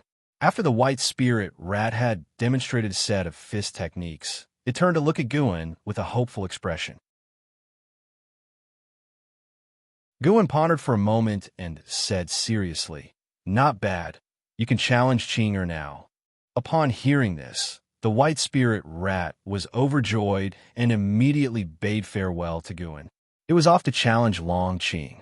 After sending off the white spirit rat, Guin continued to lie down, enjoying his leisure time. Doing nothing but lying there was quite interesting too. However, this peaceful life was about to be shattered. The Annihilation God Emperor, who had been traveling the mortal world, had already arrived at the Supreme Sect. Judging by his pace, it would only be a matter of time before he entered the Third Medicine Valley. Wherever the Annihilation God Emperor went among crowds, he would disguise himself as a cultivator, and so he did at the Supreme Sect. With 1,000 faces for 1,000 people, no one could remember the visage he had transformed into. Time continued to pass. An ancient hour later, a figure entered the third Medicine Valley, a man in blue clothes with an ordinary face and no eye-catching magic artifacts adorning him. It was the Annihilation God Emperor. As he stepped into the third Medicine Valley, he looked around, as if in search of something. A disciple approached to greet him and inquired about his business. The Medicine Valley disciple was very polite and did not posture. The Annihilation God Emperor said, "I'm looking for Xiaoyu." Xiaoyu? The Medicine Valley disciple paused, thought for a while, and then remembered, saying, "Elder Ji has been in seclusion for many years and has not seen anyone. I have been here at Medicine Valley for many years without having seen her. It's fine, we'll just look around." Your Medicine Valley allows that, right? Of course, you're free to do as you wish. If you have any needs, feel free to ask me. Much appreciated. The Annihilation God Emperor responded, and the Medicine Valley disciple followed up with a bow before leaving. Afterwards, the Annihilation God Emperor continued forward. When he passed by the dojo, he turned his head to look, but after a mere glance, he withdrew his gaze and did not pause in his footsteps.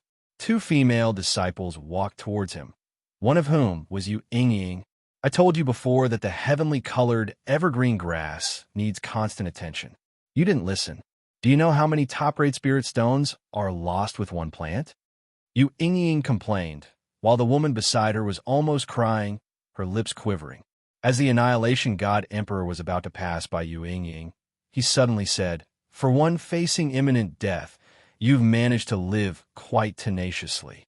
Upon hearing this, Yu Ying stopped in her tracks, looking suspiciously at the Annihilation God Emperor. She knew that she was a reincarnation of a heavenly demon, and with Gu An's help over the years, her cultivation level had been continuously growing. Although not a genius, at least she was far from her lifespan's limit. Hearing the words of the Annihilation God Emperor, Yu Ying instinctively panicked. "Are you talking to me?" Yu Ying stared at the Annihilation God Emperor and asked. The Annihilation God Emperor did not stop, continuing on his way, leaving behind a perplexing comment for Yu Ying: "Cherish the present. There will come a time when you are powerless to control your fate." A time when she is powerless to control her fate? Yu Ying furrowed her brows, immediately feeling uneasy. The Annihilation God Emperor eventually reached Gu An's pavilion, where the blood prison great saint looked up at him, his eyes filled with curiosity. "Reincarnation Path Emperor, aren't you going to show yourself?" The Annihilation God Emperor spoke, saying words that Xianxia, who was eavesdropping from afar, could not hear. After hearing what the Annihilation God Emperor had said to Yu Ying, Xianxia became curious and puzzled about him. But unfortunately, the Annihilation God Emperor did not allow his eavesdropping to continue. "Reincarnation Path Emperor?" The blood prison great saint promptly stood up, watching the Annihilation God Emperor warily. The Annihilation God Emperor glanced at him and said, "Future great saint, sit down. Pretend you saw nothing, heard nothing. My future identity has been seen through by him. He is a real master. How extraordinary!" Blood prison great saint's heart raced with excitement as he began to fantasize about his own future greatness. He was not afraid of the Annihilation God Emperor Kaos.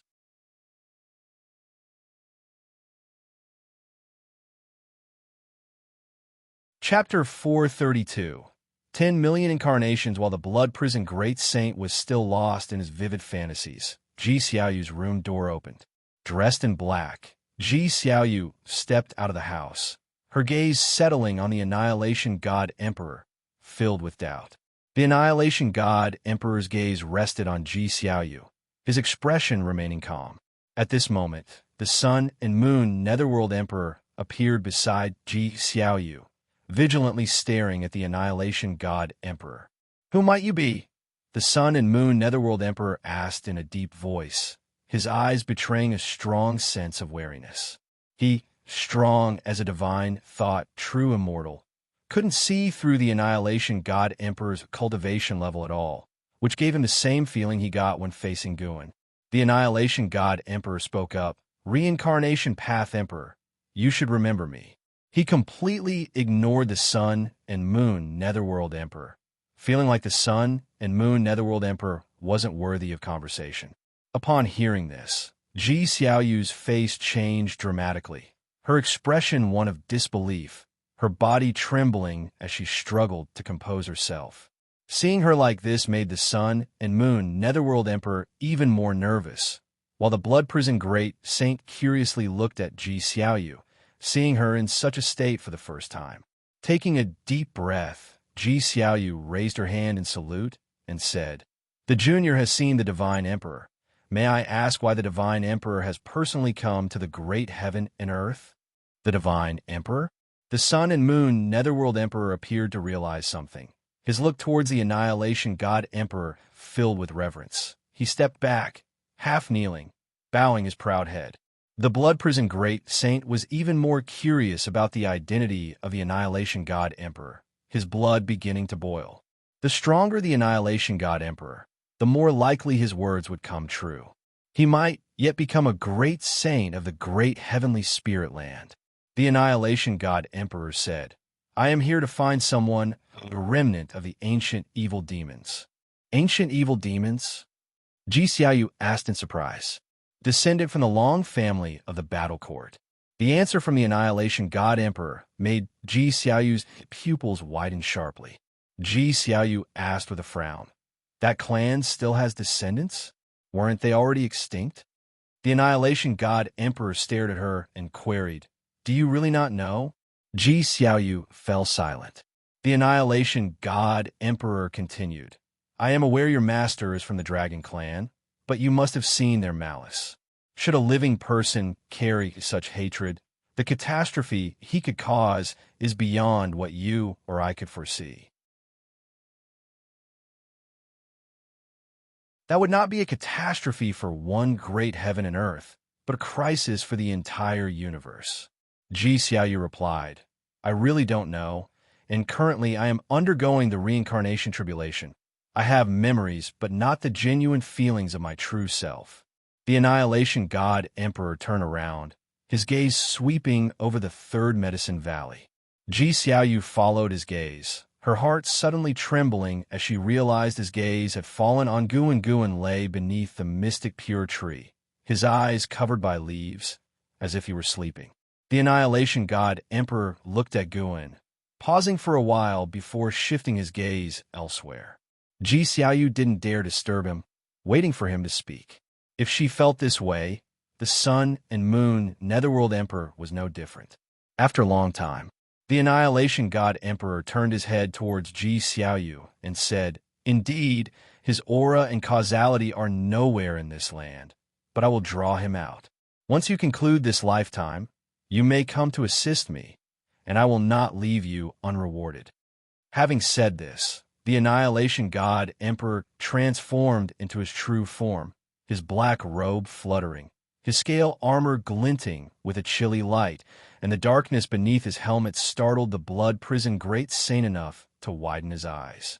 The Sun and Moon Netherworld Emperor glanced over subconsciously, equally intimidated by the Annihilation God Emperor's appearance.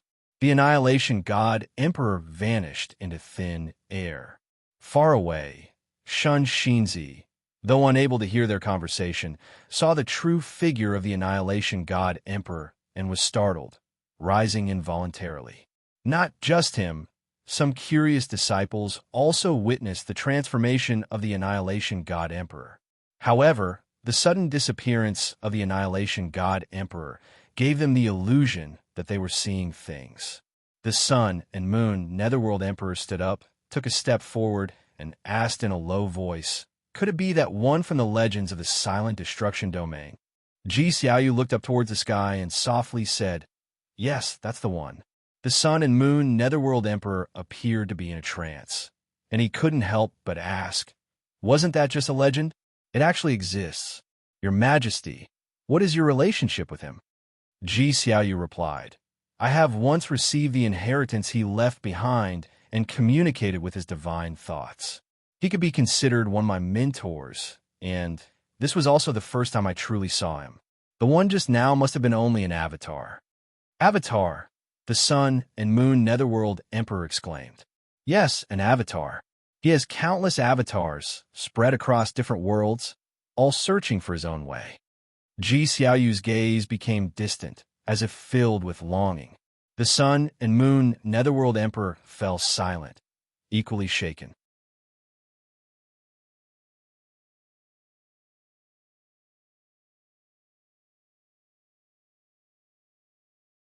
Chapter 433, Chivalrous Reincarnation. Xianxia, he is naturally very strong, perhaps the most powerful being I remember, and I don't even know how high his Tao level is, but one thing is certain.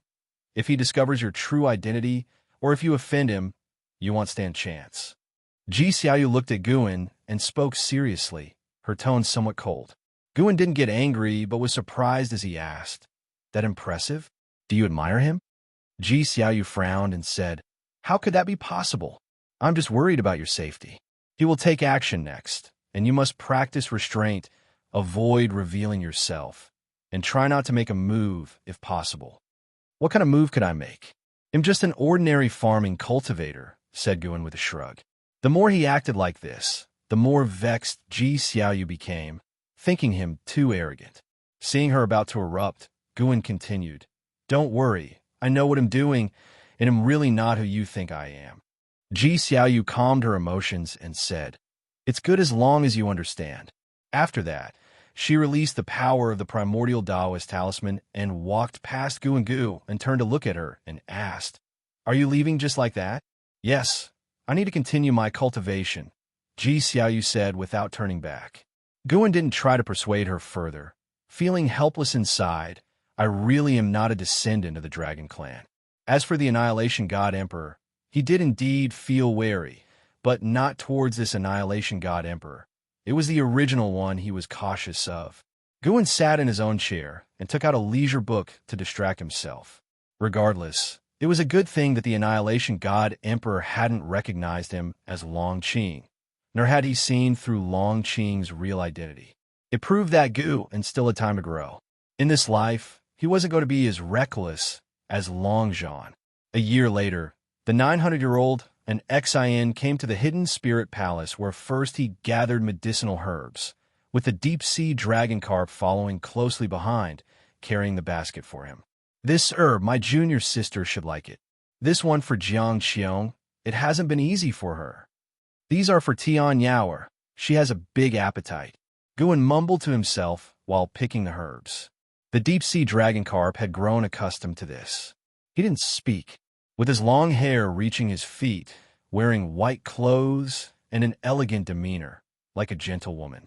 His eyes seemed to hold tenderness, a face full of feminine charm, making it difficult to guess that he was a male demon. When Guan finished gathering, he took the basket and handed a bag of seeds to the deep-sea dragon carp. As the deep-sea dragon carp began to plant the seeds, Guan walked to the entrance of the hidden spirit palace and sat on his rocking chair, taking out a book.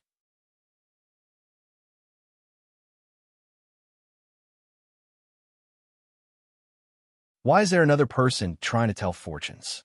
Guan could hardly bear to let the other party suffer a loss, so he chose no. You refuse to let the other party tell your fortune. The person feels somewhat disappointed and bids you farewell. At the age of 15, you condensed a golden core with sword intent within, becoming an unmatched prodigy the purple micro-immortal mansion hadn't encountered in 10,000 years. At the age of 17, you were sent by the purple micro-immortal mansion to the 10,000 sword immortal ridge. On the way, you encountered someone being attacked by a demon cultivator, whose wife and children had already been slain. You felt compassionate, but the elder accompanying you advised you not to interfere too much. Will you choose to intervene and save them?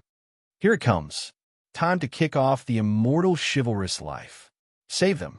Ignoring the elder's advice, you forcefully step in. The attackers are relentless and even start to besiege you. Out of desperation, you execute your swordsmanship, slaying the demon cultivator leader, and accidentally seize 87 years of lifespan, marking a turning point in your destiny. Here it comes. Guin had been wondering why there had been no prompt about seizing lifespan.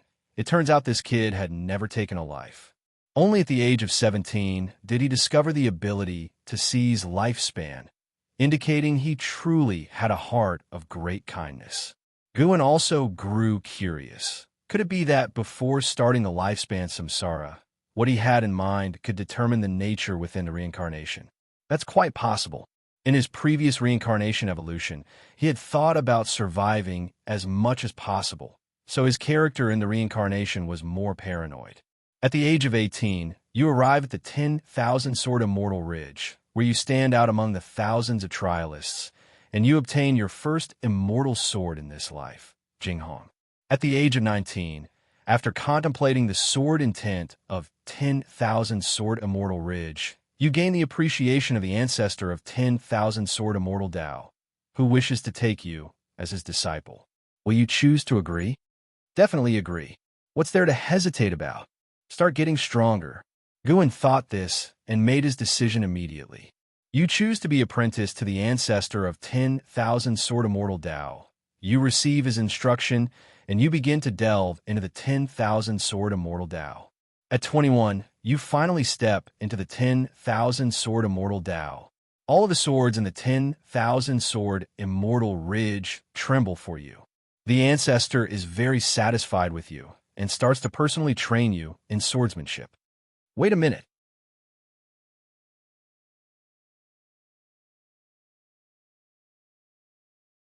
Chapter 434, Sword Tao Life. Although it was impossible to determine Xianxia's realm from the hints, he seemed very strong. Most importantly, he was only 21 years old. Guin contemplated as he read the information. He even felt that the Dahong realm was stronger than the usual great heaven and earth, casually decorated with the word immortal. At 25, your master, the founder of the 1,000 Swords Immortal, summoned you alone, the message read. When you went to see him, he claimed he wanted to pass on the position of head of the 1,000 Swords Immortal Peaks to you. If you accept the chief fortune of the 1,000 Swords Immortal Peaks, you will be able to command all the immortal swords, divine swords, and treasure swords there, and even gain longevity, but the price is the loss of your freedom. Do you choose to accept the position? Lose my freedom? No way. No. Guin immediately refused. In this life, he intended to experience the life of a chivalrous hero, not to pursue longevity. And what about the reincarnation Bodhi's original self if it obtained longevity? You refuse the position of head of the 1,000 Swords Immortal Peaks. The founder does not coerce you, but assigns you an experience task to track down the eldest senior brother who has betrayed the sect. At 30, you arrive at Blood Deer City, where the eldest senior brother was last seen. You meet Feng Meng, the city lord's daughter, and after a stream of fateful encounters, feelings blossom between you. Under her lead, you sneak into the underground city and come across a heritage, learning the killing sword technique. At 31, a mysterious cultivator attempts to sacrifice the entire city's population. You discover that he is the eldest senior brother you have been looking for. After a violent battle, he captures Feng Meng and threatens your life unless you destroy your sword intent. Do you choose to accept? Upon reading this, Guin mused that love was indeed a stumbling block for swordsmen. But as an aspiring swordman, how could he not save Feng Meng? If he listened to this eldest senior brother, he would be willingly surrendering. A dilemma. After a moment of struggle, Guin decided to trust Xianxia. If the eldest senior brother felt threatened by Xianxia, it indicated that he was wary of Xianxia, who must also have an ace up his sleeve. If he died just like that, then it meant the path of chivalry was not viable. He would just read books in the future and give no further thought to it. Guin silently chose to agree. You agree to destroy your sword intent. You dissipate the sword intent within you and sustain serious injuries. Your eldest senior brother laughs wildly, mocking your foolishness and threatening to execute Feng Meng. At the critical moment, your master, the founder of the 1,000 Swords Immortal, acts. Using his finger as a sword from millions of miles away, he instantly kills your eldest senior brother. Enduring the pain, you catch Feng Ming as she falls from the sky. At 32, as you're contemplating the sword Dao in the courtyard, Feng Ming visits you. She confesses her true feelings, wishing to marry you and for you to inherit her father's legacy and walk the path of immortal cultivation again. Do you choose to accept her? No, never marry. Without hesitation, Guan made the decision on behalf of Xianxia. If the original self has not married, what right do you have? You reject Feng Ming's heartfelt proposal, leaving her deeply hurt. That night, you secretly leave Blood Deer City and pursue your own sword Dao. The subsequent hints were all about traveling and performing chivalrous deeds. Xianxia did not return to the Thousand Swords Immortal Peaks, nor did he go back to the purple micro-immortal mansion. Seeing Xianxia walk the path he wished to, Guan felt gratified. Xianxia was more obedient than the previous reincarnation bodies. At 40, based on your years of acting heroically, you earn a good reputation, but you still cannot recondense sword intent, nor can your Dao level grow. You find yourself in a quandary, uncertain whether to engage in a killing tribulation, executing those extremely vicious to seize their lifespan and thereby restore your sword Dao. Do you choose to undertake the killing tribulation? Kill extremely vicious people, what's there to hesitate about? Guan felt that taking lifespan did not conflict with being heroic. Being a hero didn't mean killing no one. What he had to do was to punish evil and promote good. You choose to undertake the killing tribulation, but another voice within cautions you, placing you in another dilemma. Voices urge you to take up the butcher's knife, warn you of the Demon King's initial intentions, and in the end, you choose not to engage in the killing tribulation, remaining true to your Taoist heart. In the esoteric process, you sense a wisp of sword intent close to you, yet invisible and intangible. It actually resists my choice? For the first time, Guan encountered such a situation. Fortunately, Xianxia had his own realizations, which made Guan even more hopeful. At 41, while saving someone, you are severely injured by a great cultivator. You flee into the river and drift down into an isolated island, where you find an abandoned bamboo tower to recover. At 43, having observed the mist in the forest for a long time and contemplating the natural world, you begin to create your own swordsmanship. At 45, you founded 1,000 forms of swordsmanship, reconvened your sword intent, and you welcomed the path enlightenment. At 48, your achievement in the sword Dao surpassed what came before. Every blade of grass and tree seemed alive with intent, as did the mountains and rivers, and you embarked on a path of the sword Dao that belonged only to you. At the age of 50, a youth stumbled upon your island, mistaking you for an immortal and wishing to take you as his master. As soon as he arrived, the bamboo sword you crafted quivered, and you sensed a sword intent from him, realizing he was the innate sword intent the sword immortal ancestor spoke of, a person naturally suited for sword practice. Did you choose to take him as a disciple? Innate sword intent. Is it that formidable? Without much thought, Guan chose to agree. Taking a disciple was not a bad thing. After all, he himself had taken disciples. Every choice brings both fortune and misfortune. As long as he did not resist in his heart, willingness was sufficient. You chose to take the youth as a disciple, hearing that he was raised by bandits and had no real name. Thus you named him Yang Pingon. At 52, Yang Pingon had mastered all your sword techniques, but he could not yet perceive sword intent, nor could he refine his own. Moving on, Yang Pingon's name appeared in every prompt. Xianxia advanced his own understanding of the sword Dao while observing Yang Pingon's cultivation. Guan was astonished. The natural talent of Yang Pingon in the sword Dao was truly exceptional, even exceeding Xianxia's by some measure. At 60, your sword Dao reached even greater heights. That year, Yang Pingon desired to leave the island to gain experience. Did you choose to allow him to leave? No, having only practiced for a few years. With such little skill going out, Is he seeking death? You disagreed with Yang Pinggan's departure. Dissatisfied, Yang Pinggan thus agreed to the rule you set.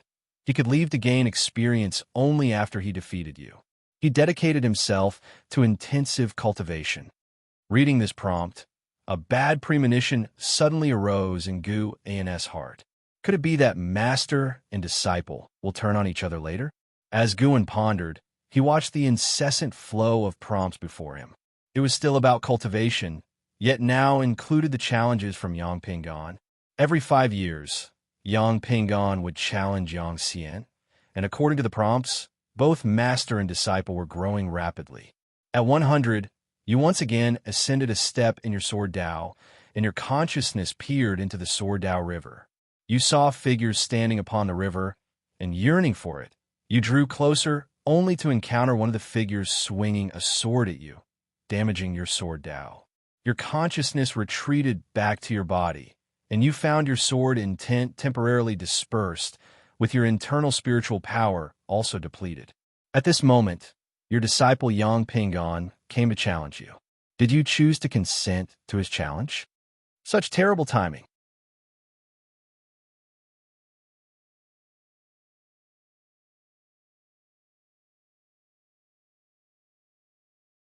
Chapter 435, Sword Saint, Great Hong Dao Sky. After much hesitation, Guan still chose to agree. After all, it was Yang Xian's life, and considering the affection between Yang Xian and Fang Meng, even in the absence of love and with old acquaintances departing, a farewell was appropriate.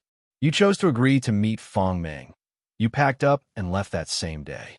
In the same year, you arrived in Blood Deer City and saw Fang Meng. She lay on her bed, her face devoid of any color, and you noticed an energy within her similar to sword intent, but more complex and eerie. Upon investigation, you learned that Fang Meng had never married. The masked woman was a descendant of the Fang family. With her impending death, Fang Meng sought to test your feelings for her. Understanding the truth, you felt a mix of emotions. At the age of 509, no matter how much you helped, Fang Meng still succumbed to her illness. You stood before her grave in contemplation, standing for months as your hair turned from black to white. Suddenly, you felt a faint energy emanating from Fang Meng's grave, moving towards the distance. Believing this related to her death, you decided to investigate. Before leaving, you engraved wife of Yang Xian on her tombstone. Seeing this, Guan suddenly felt ashamed. Had he originally agreed to marry Fang Meng, would the outcome have been different? The reminder for reincarnation continued. The mysterious energy moved slowly, and along the way, Yang Xian avenged evil and promoted good. His reputation as a virtuous swordman began to spread. He also gradually realized that the people of the world were suffering under the oppression of the dynasty, while the immortal cultivation sects sat idly on their pedestals, not helping the people in misery, but only extracting benefits from the secular world. Thus, Yang Xian continued his charitable journey. Though his enemies grew more numerous, his mastery of the Sword Dao was unmatched and unstoppable. Years later, following the mysterious force, he reached the outskirts of the imperial city, discovering bodies of commoners and cultivators piled up outside the city walls, discarded haphazardly into mountains of corpses, a horrifying sight. Seeing that the energy had entered the imperial palace, Yang Xian faced another moment of decision, as the imperial city was closed for a ritual forbidding entry. Guan chose to forcefully enter. This was not a moment in Yang Xian's life to shrink back. The reminder continued. Forced entry into the imperial city put Yang Xian in a difficult position, but wielding the heavens and the earth as his sword, he managed to enter the palace unharmed. He discovered the source of that energy, the national master of the dynasty, who devoured others' life energy with a miracle skill, including that of Fang Meng, whom he had met briefly. This life energy was then pumped into the emperor to prolong his longevity.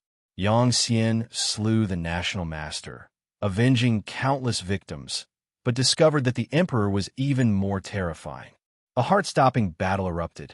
In the end, with no one to aid him, Xianxia killed the emperor, sustaining severe injuries himself. As he departed, the city's populace knelt to thank him. A young girl asked his name, and he did not hide it, choosing to bear the greatest hatred for this matter. Murderer of the emperor, Xianxia. The following year, Yang Pingan returned to a small island in the mountains to recover and continue his understanding of the Sword Tao. But every few years, people would seek his help, and if their suffering was indeed irredeemable, he would intervene.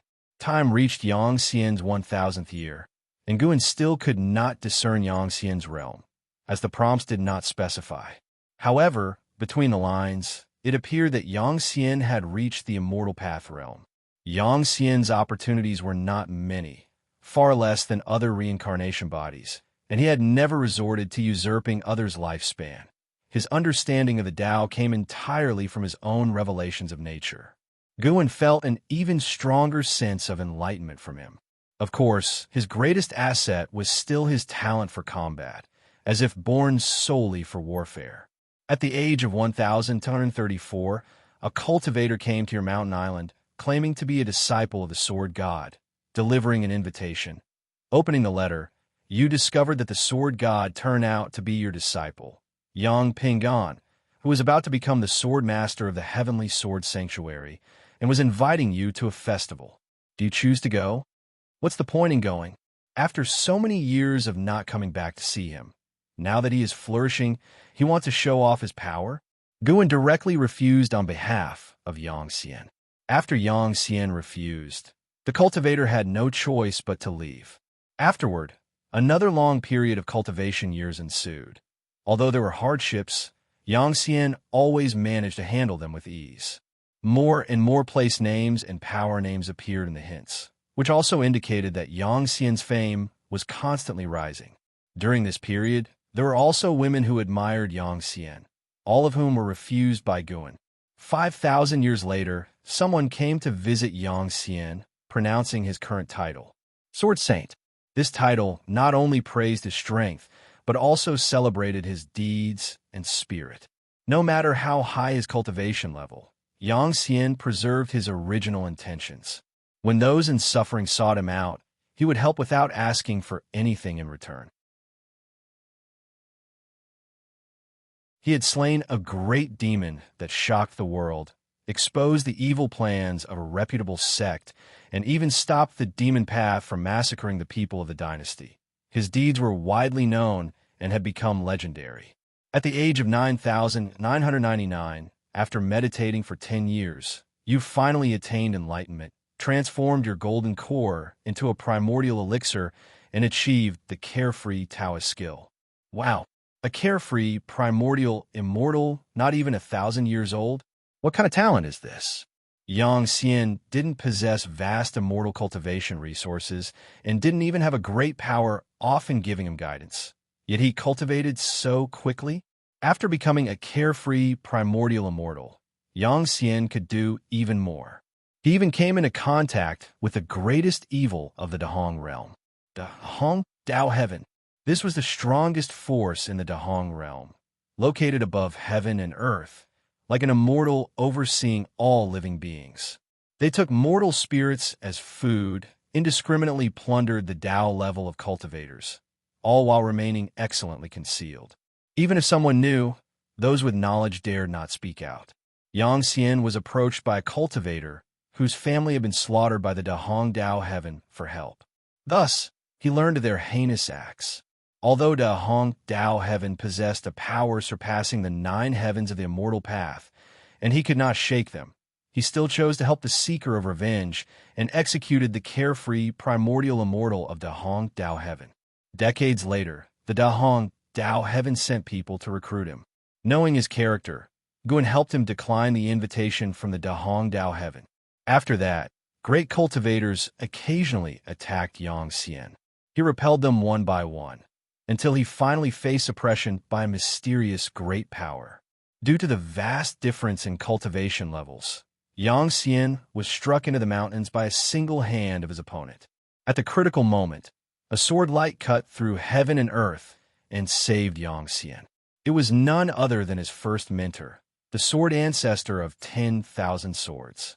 The sword ancestor of 10,000 swords rescued Xianxia and took him out of the Dahong realm to hide in a secluded minor heaven and earth. The sword ancestor of 10,000 swords warned Xianxia never to oppose the Dahong Dao heaven again, as he could not protect Xianxia if he truly angered the Dahong Dao heaven. Faced with the choice, Guan decided to endure in silence for the time being. Once Xianxia's injuries healed, the sword ancestor of 10,000 swords began to instruct him in cultivation, and after 10 years of personal teaching, the sword ancestor left. Xianxia resumed his cultivation and leveling up. He no longer sought to rescue individuals from suffering. He wanted to help all the living beings of the Dahong realm. This cultivation lasted tens of thousands of years.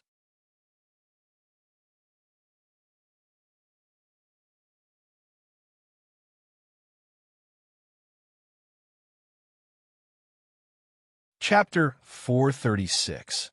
Achieving Sword Dao, Saint Ancestor, a free immortal of 70,000 years, achieved his realm through meditation and cultivation.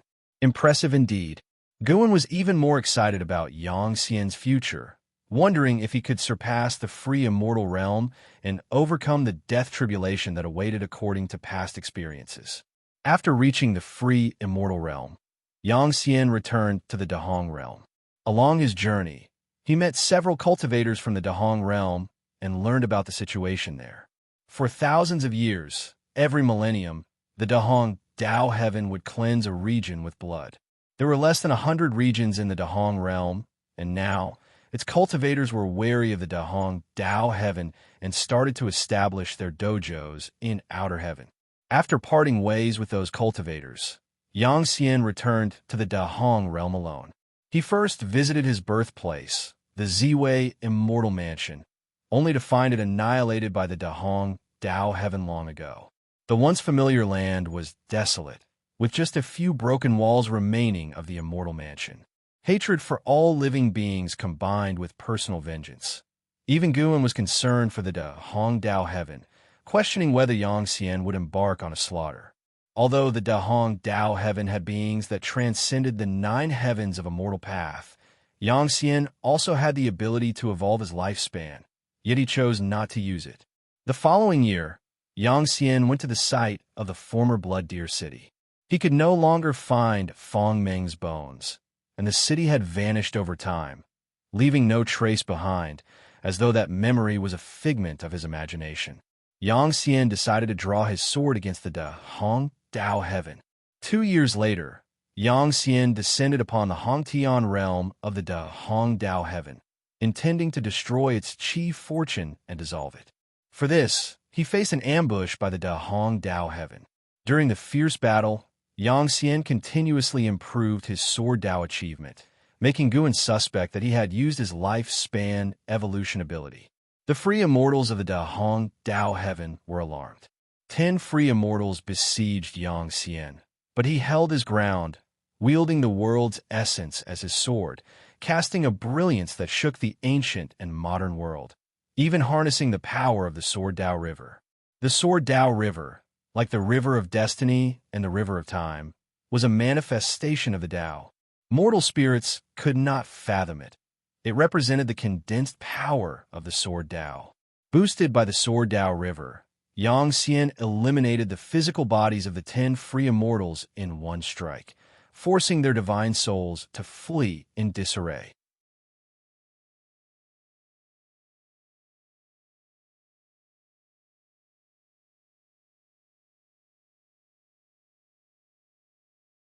Previously, the Black Profound Emperor was an insurmountable barrier he had finally overcome, and now the Heavenly Spirit God had become his new obstacle. How foolish!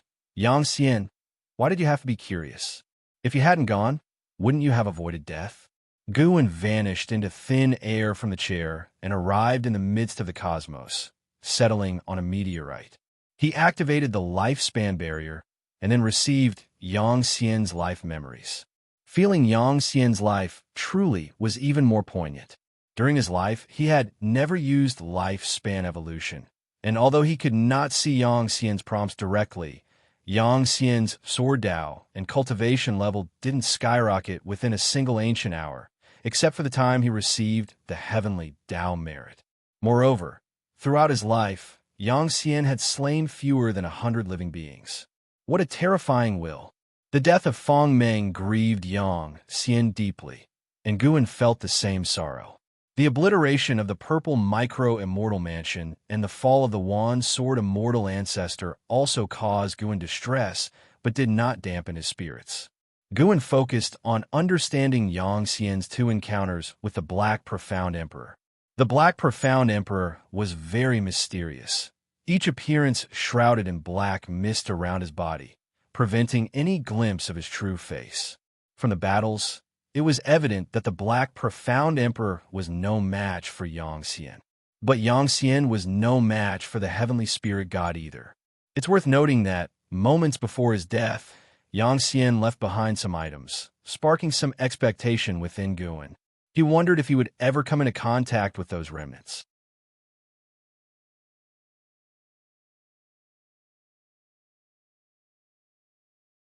Chapter 437 Holy Heart Sword Dao. The change in Guan, after inheriting the memories of Xian, Guan had received Xian's Sword Dao inheritance, which was the essence of his life's cultivation. Holy Heart Sword Dao. This Sword Dao uses the heart as its foundation. Whatever the heart conceives can be transformed into one's own sword. Flowers, grass, trees, and woods can become swords. Mountains, rivers, seas can become swords. All living beings can become swords. The sun, the moon, and the stars can become swords. Xian even wanted to turn the 3,000 Great Dao into his swords, but his Sword Dao had not yet truly reached the level of the Great Dao, so it was only a conceptual idea for now. By the time Guan had fully accepted Xian's memories, he opened his eyes, and a day had gone by. It seemed like only a day, but he had experienced a reincarnation. Those memories were so intense that they felt as if he had lived them firsthand. He was Xian, but he was not entirely Xian. To put it precisely, Xian was just a part of him, Guan, and this feeling was very mystical. Xian brought Gu and not only the Holy Heart Sword Dao, but also a profound understanding of the many great Dao. Even Gu and was amazed by Xian's perceptiveness. Without utilizing the evolution of lifespan, Xian's understanding of the Great Dao was deep, stronger than other reincarnation bodies. Guan checked the lifespan consumed by the lifespan barrier, which wasn't too much, stood up, and in one step, returned to the hidden spirit palace. Deep-sea dragon carp was cultivating. Upon hearing footsteps, he opened his eyes, saw Guan return, and was pleasantly surprised, promptly rising to ask, "Master, why have you returned?" Guan looked at him and said, "Didn't you want some combat techniques? How about I pass on a set of swordsmanship to you?" "Of course, thank you, Master." Deep-sea dragon carp immediately thanked Gu and excitedly approached him, full of expectation. Guan didn't say much and began to impart the swordsmanship to him, guiding him to practice the Holy Heart Sword Dao from some simple techniques. Deep-sea dragon carp felt a change in Guan's aura, but he couldn't quite pinpoint what had changed, instead feeling an even greater respect for Guan. This was the influence of Xian's memories on Xian, often referred to as the Sword Dao Saint Ancestor, who regularly lectured, couldn't hide the refined dignity about him, and it had already begun to affect Guan. Integrating reincarnation memories inevitably affected Gu, and to some extent. An ancient hour later, Guan returned to the Third Medicine Valley, and, after stepping off the transmission array platform, was greeted by disciples. "Do you feel any changes in our teacher? You all noticed, too?" "Indeed, there's a change." Has the old man made another breakthrough? Our teacher's understanding of the Tao is beyond our imagination. Remember who's backing him. The disciples watched Gu's retreating figure, whispering among themselves. Some even deliberately flattered him, guessing he could overhear. When Guan arrived in front of the pavilion, Blood Prison Great Saint was also startled by the change in his aura. Had his master's cultivation level improved? He admired Guan, and the stronger Guan became, the happier he was because he had decided to follow Guan for life. It doesn't necessarily have to be a millennium. Be prepared. Guan stopped and said that to Blood Prison Great Saint. Upon hearing this, Blood Prison Great Saint was taken aback, his bovine fur fluttering as if blood flame was burning. Guan continued upstairs, returned to his room, sat at his desk, took out paper and ink, and began writing down the sword techniques and cultivation techniques from Xianxia's memories. He wasn't afraid of forgetting them. He just wanted to write them down to spread fortune in the future. He could even create a pavilion in the future dedicated to these secret books, not for profit but to display. Cough, cough. To show off. Half an ancient hour later, there was a knock on the door. Guan responded, and an Xian pushed the door open and entered. She closed the door behind her, then came to the desk, not saying anything, but simply observed Guan and did not stop writing, and without lifting his head, he asked, "Is something the matter?" An Xian giggled. "I heard that Master's temperament has undergone some changes and everyone is speculating that you've had a breakthrough. So I came to see for myself. Indeed, you've changed, seeming even more like a great power than before." Guan smiled, but did not respond. Suddenly, he thought of Xianxia's experiences and asked, "Do you ever harbor affection?" An Xian paused, puzzled. She asked, "Harbor what affection? There is no one in Medicine Valley who could stir mundane desires in me, and I will never fall into a calamity of emotions in my life. My senior brother once told me that his biggest regret was getting emotionally involved with someone, which hindered his progress, yet it would pain him to abandon it. I will never allow myself to fall into that situation." And Xianxia and the later generations of the Yin family were still harboring grievances against An Hao, making an Xian even less inclined to marry and have children. Moreover, she was cultivating immortality and would not be swayed by the instincts of flesh and blood. She was happy as she was and truly did not crave love. Guan looked up at her, and, seeing that she was not just giving lip service, he smiled. "Is that so? Affection is not as simple as you think. When fate arrives, you might forget your words today." An Xian tilted her chin defiantly. "I won't forget. Master, you aren't trying to send me away, are you? How could that be?"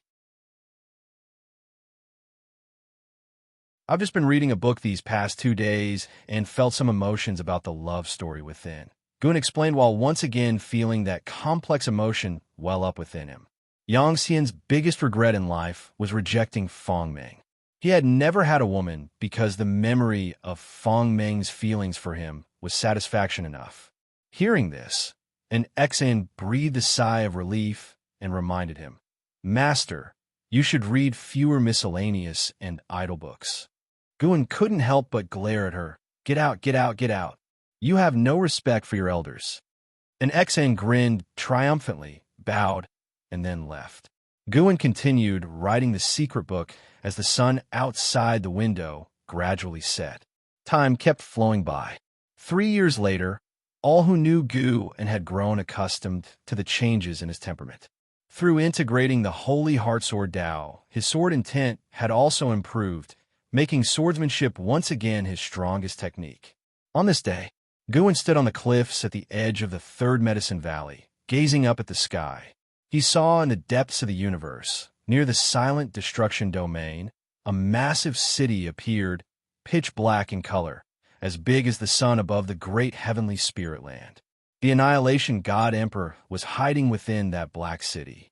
Holy Courts, Immortal Dynasties, Xianyu Divine Dynasty, and the Sky Demon Great Sect from the great heavenly spirit land had all sent people to investigate, but anyone who came close to Black City would turn to stone.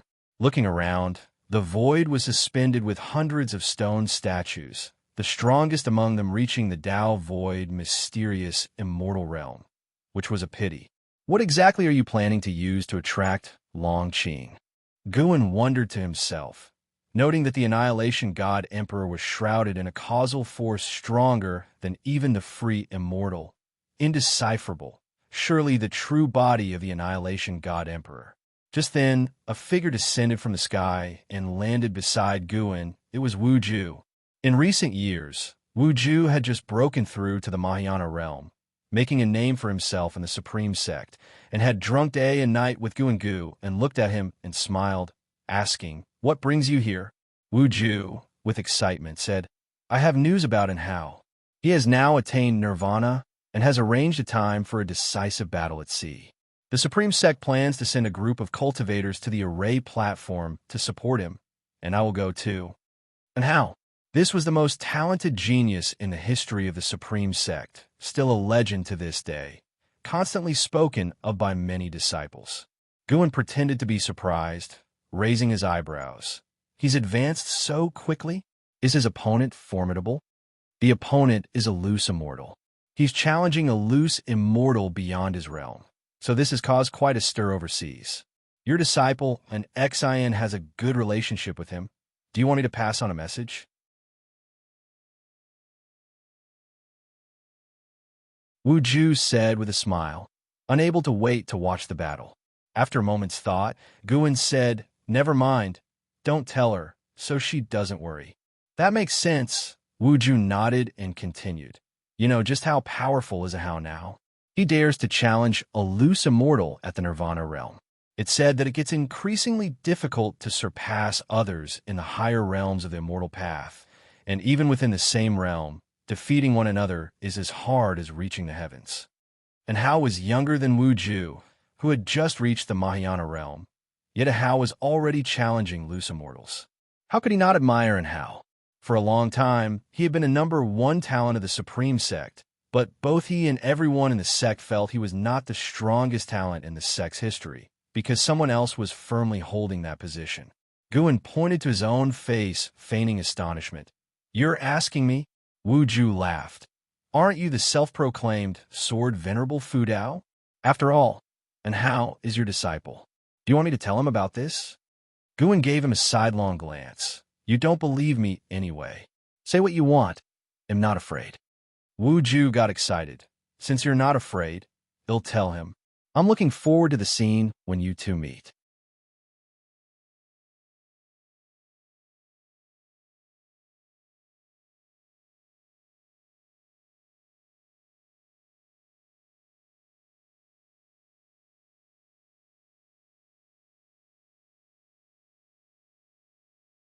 More precisely, it was connected to Xianxia, because he felt the sword intent of the Holy Heart Sword Dao in many people of this force. Although it was nowhere close to Xianxian's, it indeed originated from the Holy Heart Sword Dao. Before Xianxian perished, he entrusted his sword intent to the Sword Dao River. The sword intent lived on, hence, anyone who practiced the Holy Heart Sword Dao would strengthen this sword intent, helping Xianxian's sword intent to become a great Dao. Sword Dao, eternal. This was the terrifying aspect of Xianxian. Even before he encountered the heavenly spirit god, he was considering his own death, so he left his sword intent in the Sword Dao River. His plan wasn't resurrection, but to keep his Sword Dao eternal, to prove he had lived. Guan couldn't help speculating if Xianxian had guessed that he was a reincarnation body. Although he had Xianxian's memories, he couldn't hear Xianxian's thoughts at every moment. Guan began to deduce this force. The Hong Sword Heaven. Only one word differed from the Dahong Dao Heaven that was annihilated by Xianxian and his disciples, but it was certain that the Hong Sword Heaven came from the Dahong realm. "Master, have you been to other worlds? Is our world considered powerful in outer heaven?" Long Qing kept asking. Just then, a vast sword intent suddenly burst forth from the horizon, shooting up to the sky, startling Long Qing to turn and look. He saw a sword light rising in the sky, as if wanting to split the heavens in two, rapidly stretching to the zenith. "What is that?" Long Qing asked in astonishment, feeling the sword intent, which made him want to submit. Guan did not respond, but he had already seen the master of the sword intent. From the Immortal Dynasty, it was a divine thought, true immortal. You're tuning in to the Eternal Immortal Ballad YouTube channel. Don't forget to subscribe and join us on this journey to catch the most captivating stories.